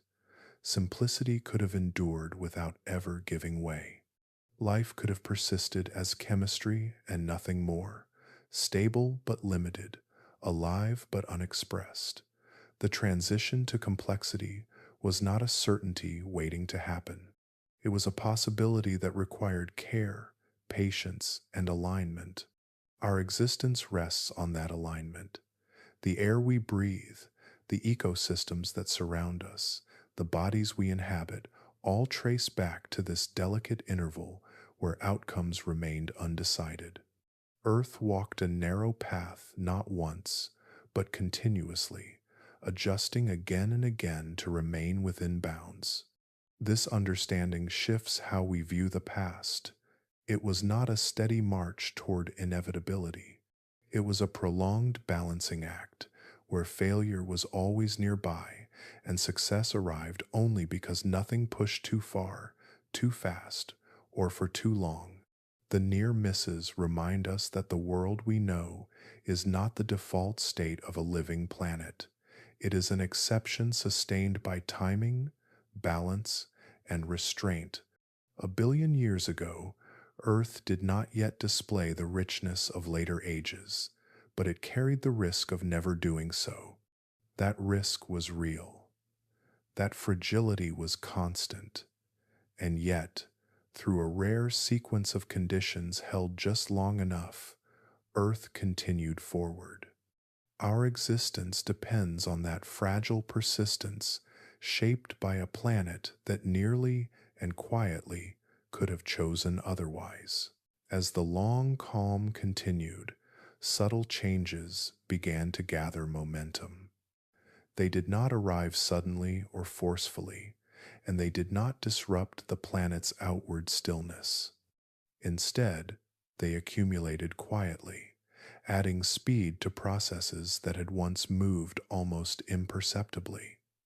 A billion years ago, Earth did not yet transform, but it began to lean. Environmental rhythms that had long repeated themselves with near sameness started to drift. Ocean circulation shifted slightly as continents continued their slow rearrangement. Shallow seas expanded and contracted in new patterns, altering how nutrients moved through water. Chemical exchanges that once balanced quickly now lingered a little longer before settling. None of this announced a new era. It simply marked a change in tempo. Oxygen played a central role in this shift. For ages, it had appeared inconsistently, flickering in certain environments while vanishing in others. Now, it began to behave differently. Production continued at its familiar pace, but sinks that once consumed oxygen began to fill. Minerals capable of locking it away grew less abundant at the surface. Oceans absorbed what they could, but their capacity to hide oxygen diminished. Slowly, steadily, oxygen started to remain. This persistence did not mean abundance. The air did not become suddenly breathable by modern standards. Instead, oxygen gained reliability. In certain zones, it stayed present long enough to matter. Chemical reactions that depended on oxygen could proceed more consistently. Energy extraction became more efficient where oxygen lingered. Life did not change shape because of this. It gained opportunity. With more reliable oxygen came expanded ecological possibilities. Metabolisms that once functioned only intermittently could now operate for longer stretches. Cells capable of tolerating oxygen stress found themselves at an advantage, not because the environment demanded it, but because it allowed it. Energy budgets expanded slightly, widening the margin between mere survival and capacity for growth. Ecosystems began to diversify in response, not through new forms or visible movement, but through function. Niches multiplied subtly as chemistry permitted different strategies to coexist. Some organisms continued to rely on older pathways, while others explored combinations that were previously too risky or inefficient. The system did not replace what worked, it layered new options on top of old ones. These changes reinforced one another. Increased oxygen reliability supported metabolisms that altered local chemistry, which in turn influenced oxygen distribution. Feedback loops tightened, not in explosive ways, but in reinforcing ones. The planet did not lose stability, it gained flexibility. Environmental acceleration did not mean chaos, it meant responsiveness. Earth's systems adjusted more readily to one another, shortening the time it took for changes in one sphere to influence another. Oceans, atmosphere, and biosphere grew more interconnected, their interactions forming networks that could support greater complexity without destabilizing the whole. This growing connectivity was quiet but profound. It allowed local changes to persist long enough to shape broader patterns. It allowed life to refine responses to conditions that no longer vanished as quickly as they arose. Time itself seemed to stretch in usefulness, offering longer windows for adaptation, yet outwardly, little appeared different. The land remained bare, the seas remained calm, no large bodies swam or crawled, no structures rose from the surface. The planet did not yet display the richness it was becoming capable of supporting. It continued to look restrained, holding its changes beneath familiar surfaces. This restraint gave the era its peculiar tension. Everything necessary for transformation was gathering, but nothing forced release. Stability remained intact. Catastrophe stayed distant. Life continued refining itself without pressure to express those refinements outwardly. Earth hovered at a threshold without crossing it. The calm before transformation is often mistaken for stagnation. In truth, it is alignment. Systems settle into configurations that can support new behavior without being overwhelmed by it. Earth entered such a configuration here. Oxygen did not surge, energy did not flood ecosystems. Instead, reliability replaced unpredictability, and possibility replaced fragility. This stage mattered deeply because it preserved continuity while expanding capacity. The planet did not abandon the balance that had sustained life for so long. It added room within that balance. It allowed complexity to become less dangerous without demanding it emerge immediately. Life responded cautiously, as it always had. It explored new pathways internally, tested new interactions locally, and preserved older strategies that still worked. Nothing rushed, nothing collapsed. Progress continued in preparation rather than expression. From this vantage, the future remained unreadable. There were no signs carved into the landscape to announce what would come. Yet conditions had shifted enough that a return to permanent simplicity was no longer the only outcome. The waiting world had begun to prepare not just for persistence, but for expansion. 1 billion years ago, Earth entered the first true turning phase of its long preparation. Environmental changes gained speed without losing balance. Oxygen became a dependable presence rather than a fleeting one. Ecosystems gained flexibility without sacrificing stability. The planet remained calm, but that calm had deepened into readiness. This was not the moment of transformation. It was the moment when transformation became safe. Earth held steady at the edge, carrying its accumulated changes gently, allowing them to settle into harmony. The world did not yet exhale, but the breath it had been holding grew fuller, richer, and closer to release. This world feels alien not because it defies the laws we know, but because it follows them with a patience we no longer recognize. 1 billion years ago, the same physics governed Earth as today. Gravity held oceans in their basins. Light traveled from the sun to the surface at the same speed. Chemistry followed familiar rules of reaction and balance. And yet, the outcomes of these rules produced a planet that feels deeply unfamiliar to us. The strangeness comes from restraint. We are accustomed to a world crowded with motion and sound, shaped visibly by life at every scale. We expect movement to mean animals, sound to mean voices or wings, shape to mean growth that pushes outward and upward. On this earlier Earth, motion existed without intention. Sound existed without listeners. Shape existed without biology enforcing it. The world operated, but it did not perform in the ways our minds have learned to anticipate. The oceans moved constantly, but nothing cut through them with purpose. Currents flowed, tides rose and fell, waves broke on empty shores, yet no bodies swam against that movement. The surface of the sea held no silhouettes, no trails, no sudden disruptions. Motion was broad and impersonal, driven by wind, heat, and gravity alone. Without creatures to focus it, movement blended into background rather than foreground. Sound existed in abundance, yet it carried no meaning. Wind crossed rock, thunder rolled across bare land, waves struck shorelines repeatedly.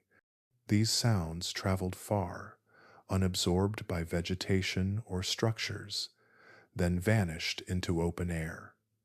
In a modern world, sound signals presence. Here, it signaled only physics doing its work.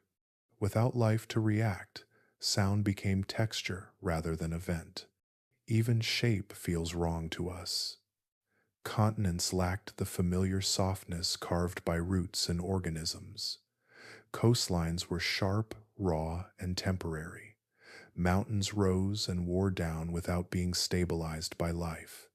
River channels shifted freely, unconstrained by soil or plants. The land did not appear shaped for habitation because habitation had not yet shaped it.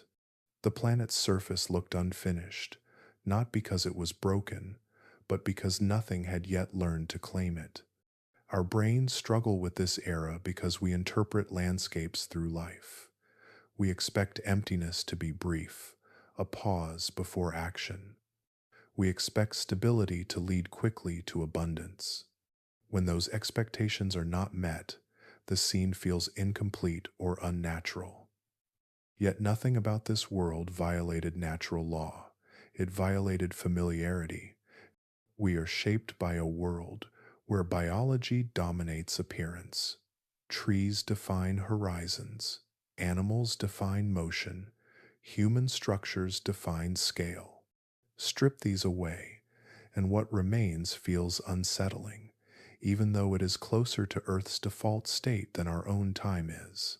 We are visitors from a rare interval of expression, trying to imagine a world that had not yet learned how to express itself. The alien quality also comes from time. We think in spans where change must be visible to matter. A year without change feels stagnant. A century without transformation feels long. This era unfolded across millions of years with only subtle shifts. Processes mattered not because they were fast, but because they were persistent. The planet valued continuity over novelty. That preference runs counter to how our minds assign significance. There is also a mismatch of scale. Internal changes within cells were profound yet invisible. Genetic systems refined themselves, cooperation deepened, energy handling improved. None of this left marks on the surface. Our instinct is to equate importance with visibility. Here, importance hid beneath the surface, accumulating without display. The world changed where we are least equipped to notice it. The absence of urgency adds to the strangeness. No predators chased prey. No organisms fled storms. No life responded dramatically to danger. The planet did not escalate, it absorbed. Without urgency, scenes feel unfinished to us, as though something essential is missing. In reality, urgency is a late addition to Earth's story, not a requirement for it. This world feels alien because it predates expectation. It existed before narratives of progress, competition, and expansion took hold. It was a world still learning what it could sustain, not rushing to demonstrate that potential. Simplicity was not failure, it was alignment with conditions that rewarded patience. Calling this Earth alien does not mean it was distant from us. It was distant in sequence, not in space. It was our planet, operating under the same rules, but earlier in its learning. The alien feeling comes from encountering a version of Earth before it developed the features we now use to recognize it. There is comfort in realizing this. The unfamiliarity does not signal wrongness, it signals youth. This was Earth before it learned how to fill its own spaces, before life learned how to shape the planet visibly. The silence was not emptiness, it was preparation without announcement. In this way, the alien nature of a billion-year-old Earth becomes understandable. It feels strange because it does not mirror our assumptions. It asks us to imagine a world where physics does not yet serve biology's spectacle, where sound and motion exist for their own sake, and where importance hides in places we have learned to overlook. This Earth was not unfinished by accident, it was unfinished by timing, and that is why it feels so distant. Not because it was governed by different rules, but because it lived by the same rules at a much earlier moment in their unfolding. Earth never truly lets go of what it has been. Even after continents shift, oceans rearrange, and life transforms the surface beyond recognition, traces of earlier worlds remain quietly embedded within the planet itself. A billion years ago may feel impossibly distant, yet echoes of that era still exist today, preserved not in memory as we know it, but in matter shaped by time. Deep within ancient rocks, chemistry still carries the imprint of those quiet ages. Layers of stone, formed in long vanished seas, hold ratios of elements that speak softly of oxygen levels, ocean chemistry, and slow biological activity. Iron deposits record when oxygen was scarce and unstable. Carbon trapped within minerals hints at life that worked patiently long before it learned to leave visible forms behind. These signals were locked in place not by intention, but by geology doing what it has always done, recording conditions as they pass. Some of the oldest surviving rocks on Earth originated during or near this long era of calm. They have endured collisions, burial, pressure, and heat, yet portions of their original chemistry remain intact. When these rocks are studied today, they reveal gradients rather than events, slow transitions rather than sudden breaks. The story they tell is not one of catastrophe, but of persistence. Earth's surface has been recycled countless times, yet not everything is erased. Plate tectonics drags crust downward and raises new land upward, but fragments escape complete destruction. Tiny mineral grains survive multiple cycles, carrying isotopic signatures that predate the landscapes they now occupy. In these grains, the planet's earlier states remain legible to those who know how to read them. The oceans, too, remember. Salts dissolved in modern seawater trace their origins back through innumerable cycles of evaporation and renewal. Some chemical balances reflect conditions established long ago, maintained through continuity rather than reinvention. Even the way the oceans interact with the atmosphere carries inherited patterns shaped during Earth's early learning phases. This persistence of memory is not limited to chemistry. Earth's structure itself reflects its past. The arrangement of continents, the presence of stable cratons, and the depth of sedimentary basins all trace back to earlier configurations. Regions that resisted change in ancient times often continue to do so, acting as anchors around which the planet reshapes itself. Stability leaves physical marks. Life also carries Earth's memory forward. Modern biological processes rely on pathways refined during eras when life remained microscopic and patient. Energy handling systems, genetic repair mechanisms, and cooperative interactions within cells all bear the influence of ancient constraints. These features were not designed for modern ecosystems. They were shaped for survival under conditions that demanded restraint. Earth never fully forgets its past because forgetting would require complete renewal. That never happens here. Change on this planet is cumulative rather than absolute. New layers build upon old ones. New systems incorporate existing structures. Even disruption reuses what came before, transforming rather than deleting it. This continuity makes Earth a living archive. Unlike a written record, it does not organize its memory neatly. Information is scattered, encoded in stone, water, and living systems. Understanding it requires patience, much like the processes that created it. Each discovery offers only a partial glimpse, a fragment of a larger narrative that can never be fully reconstructed, only approached. The quiet era a billion years ago left fewer obvious monuments than later ages, yet its influence runs deep. It shaped the baseline from which complexity emerged. The planet learned how to stabilize climate, regulate chemistry, and sustain life without extremes. Those lessons remain active today, embedded within feedbacks that still protect habitability. Even the apparent emptiness of that world left its mark.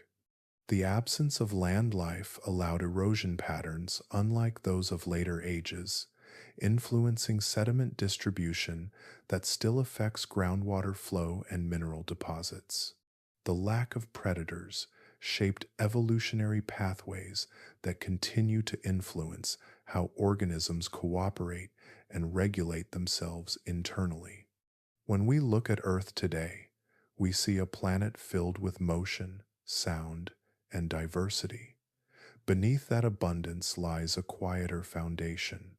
The systems that allow forests to grow, animals to breathe, and oceans to teem with life were not invented suddenly.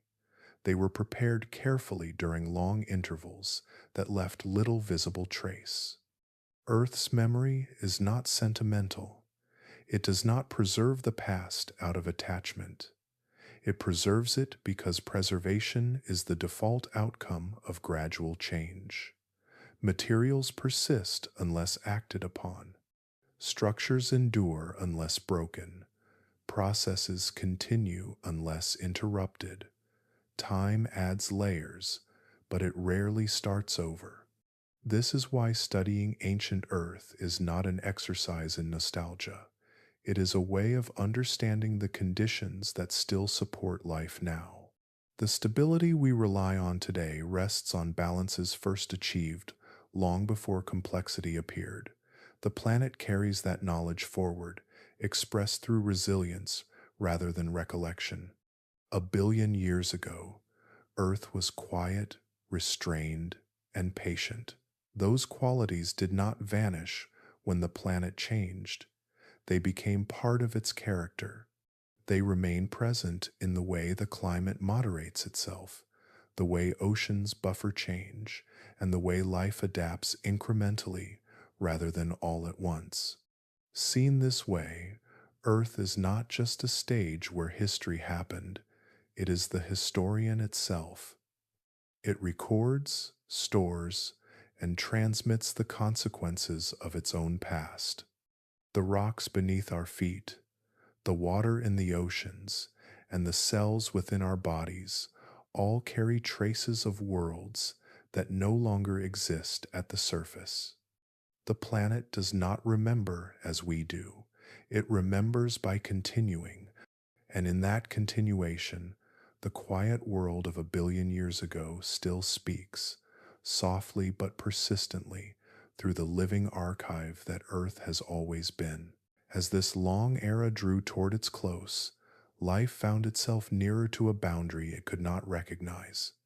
No signal announced the approach. No shift in the sky or sea declared that a line was being crossed.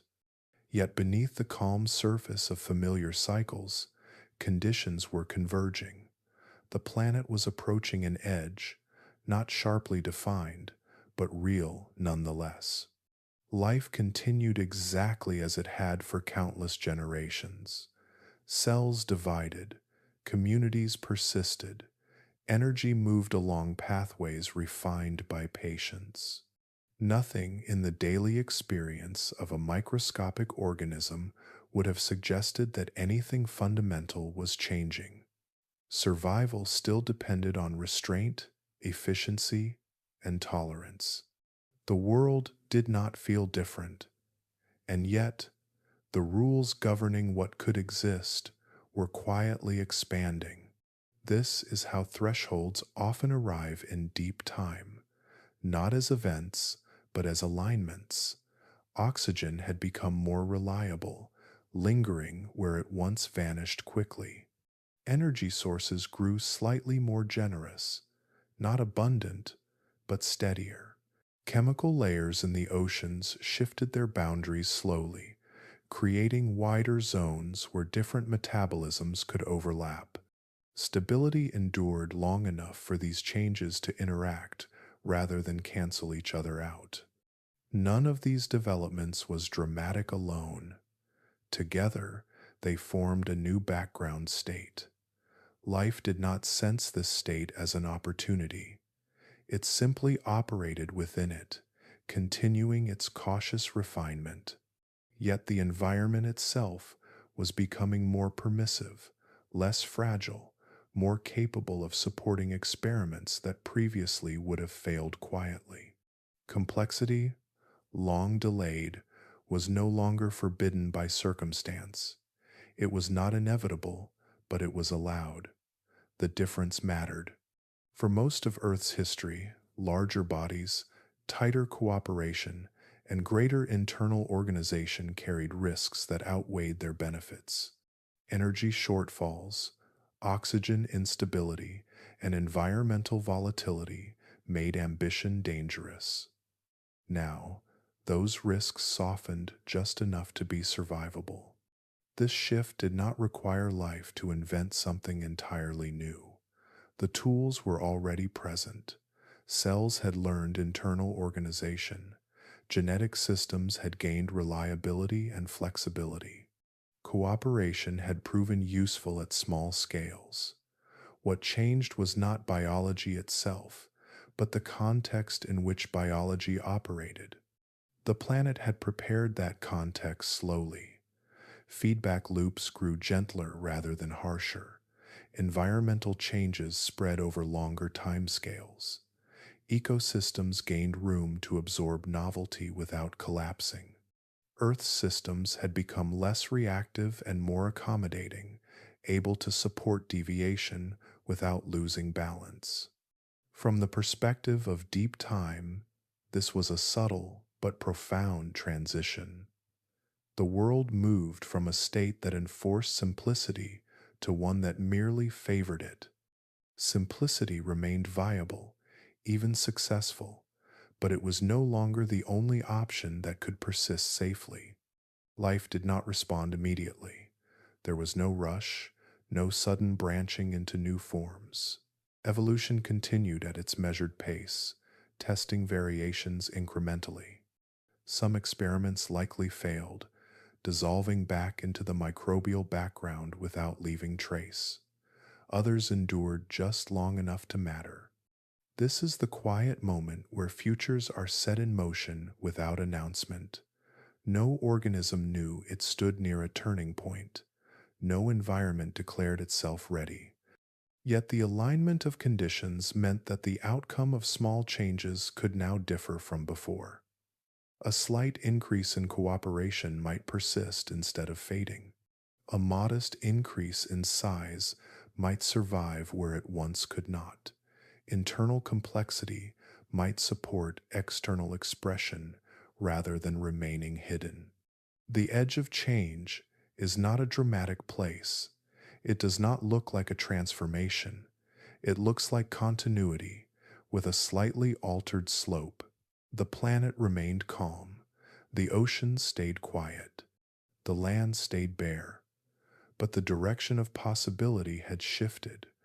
What makes this moment remarkable is its invisibility.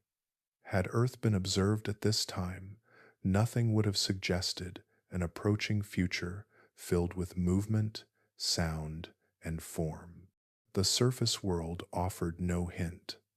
Only in retrospect does the alignment become clear. Earth had not guaranteed complexity. It had merely ceased to prevent it.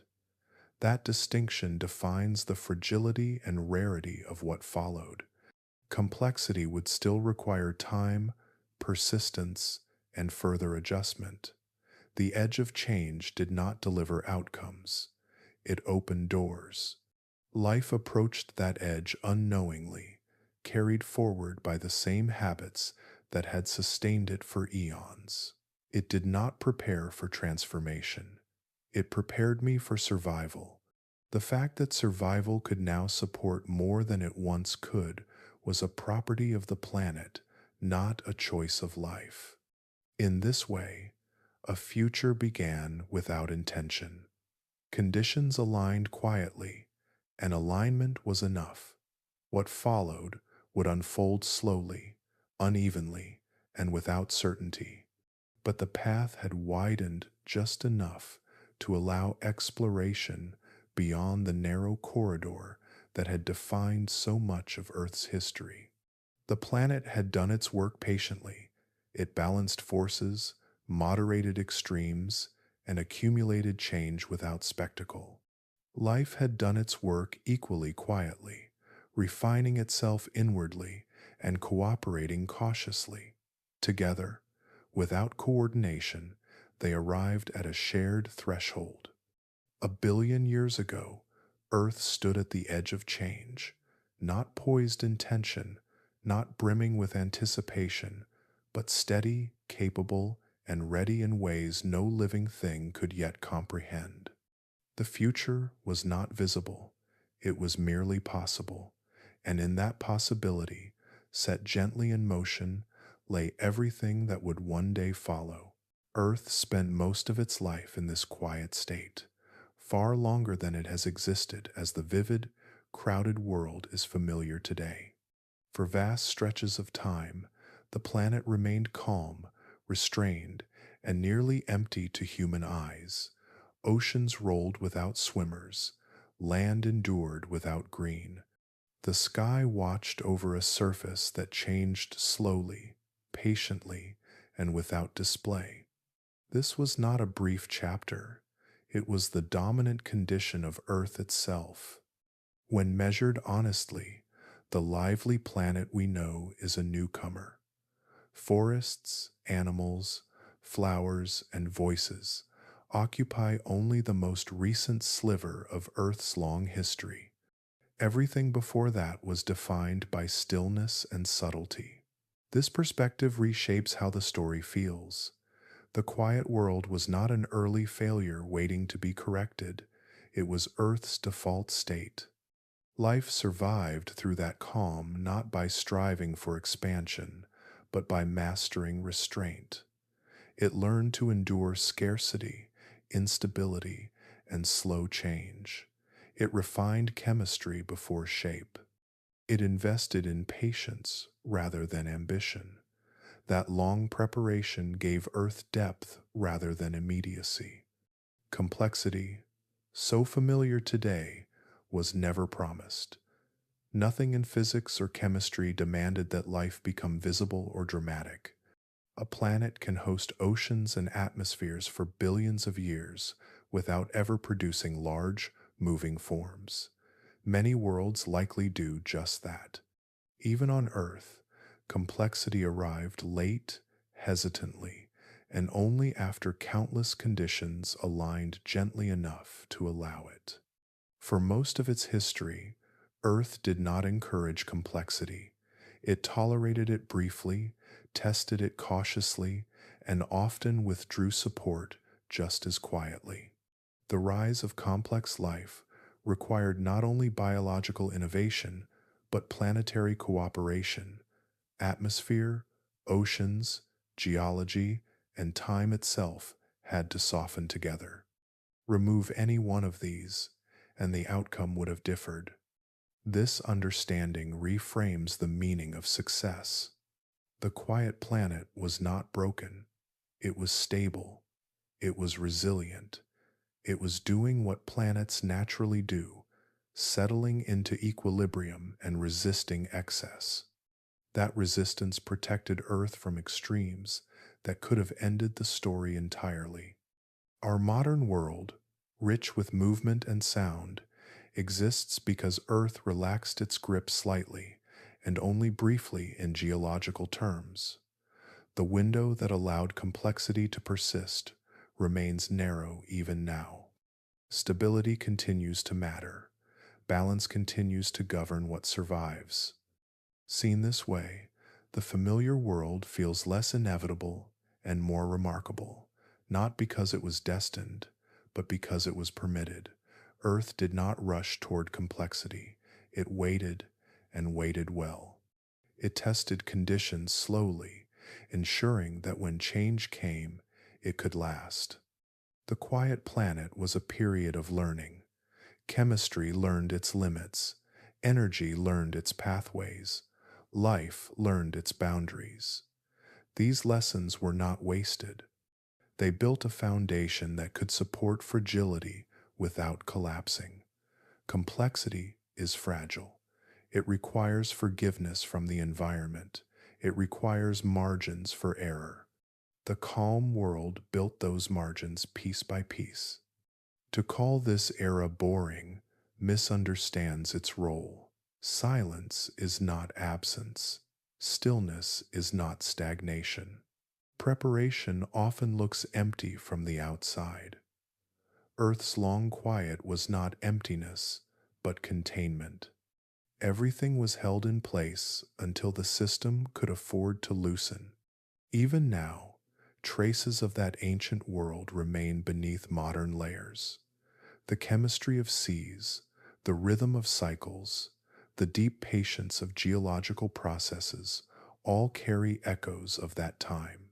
Earth still remembers how to be quiet. It can still slow itself, still resist sudden change, still favor balance over spectacle. That memory is part of what keeps the planet livable. It anchors the present to a long history of restraint. It reminds us that complexity exists within limits, not above them. The world we inhabit did not replace the quiet planet. It rests delicately upon it. In this light, the ancient Earth feels less alien and more instructive.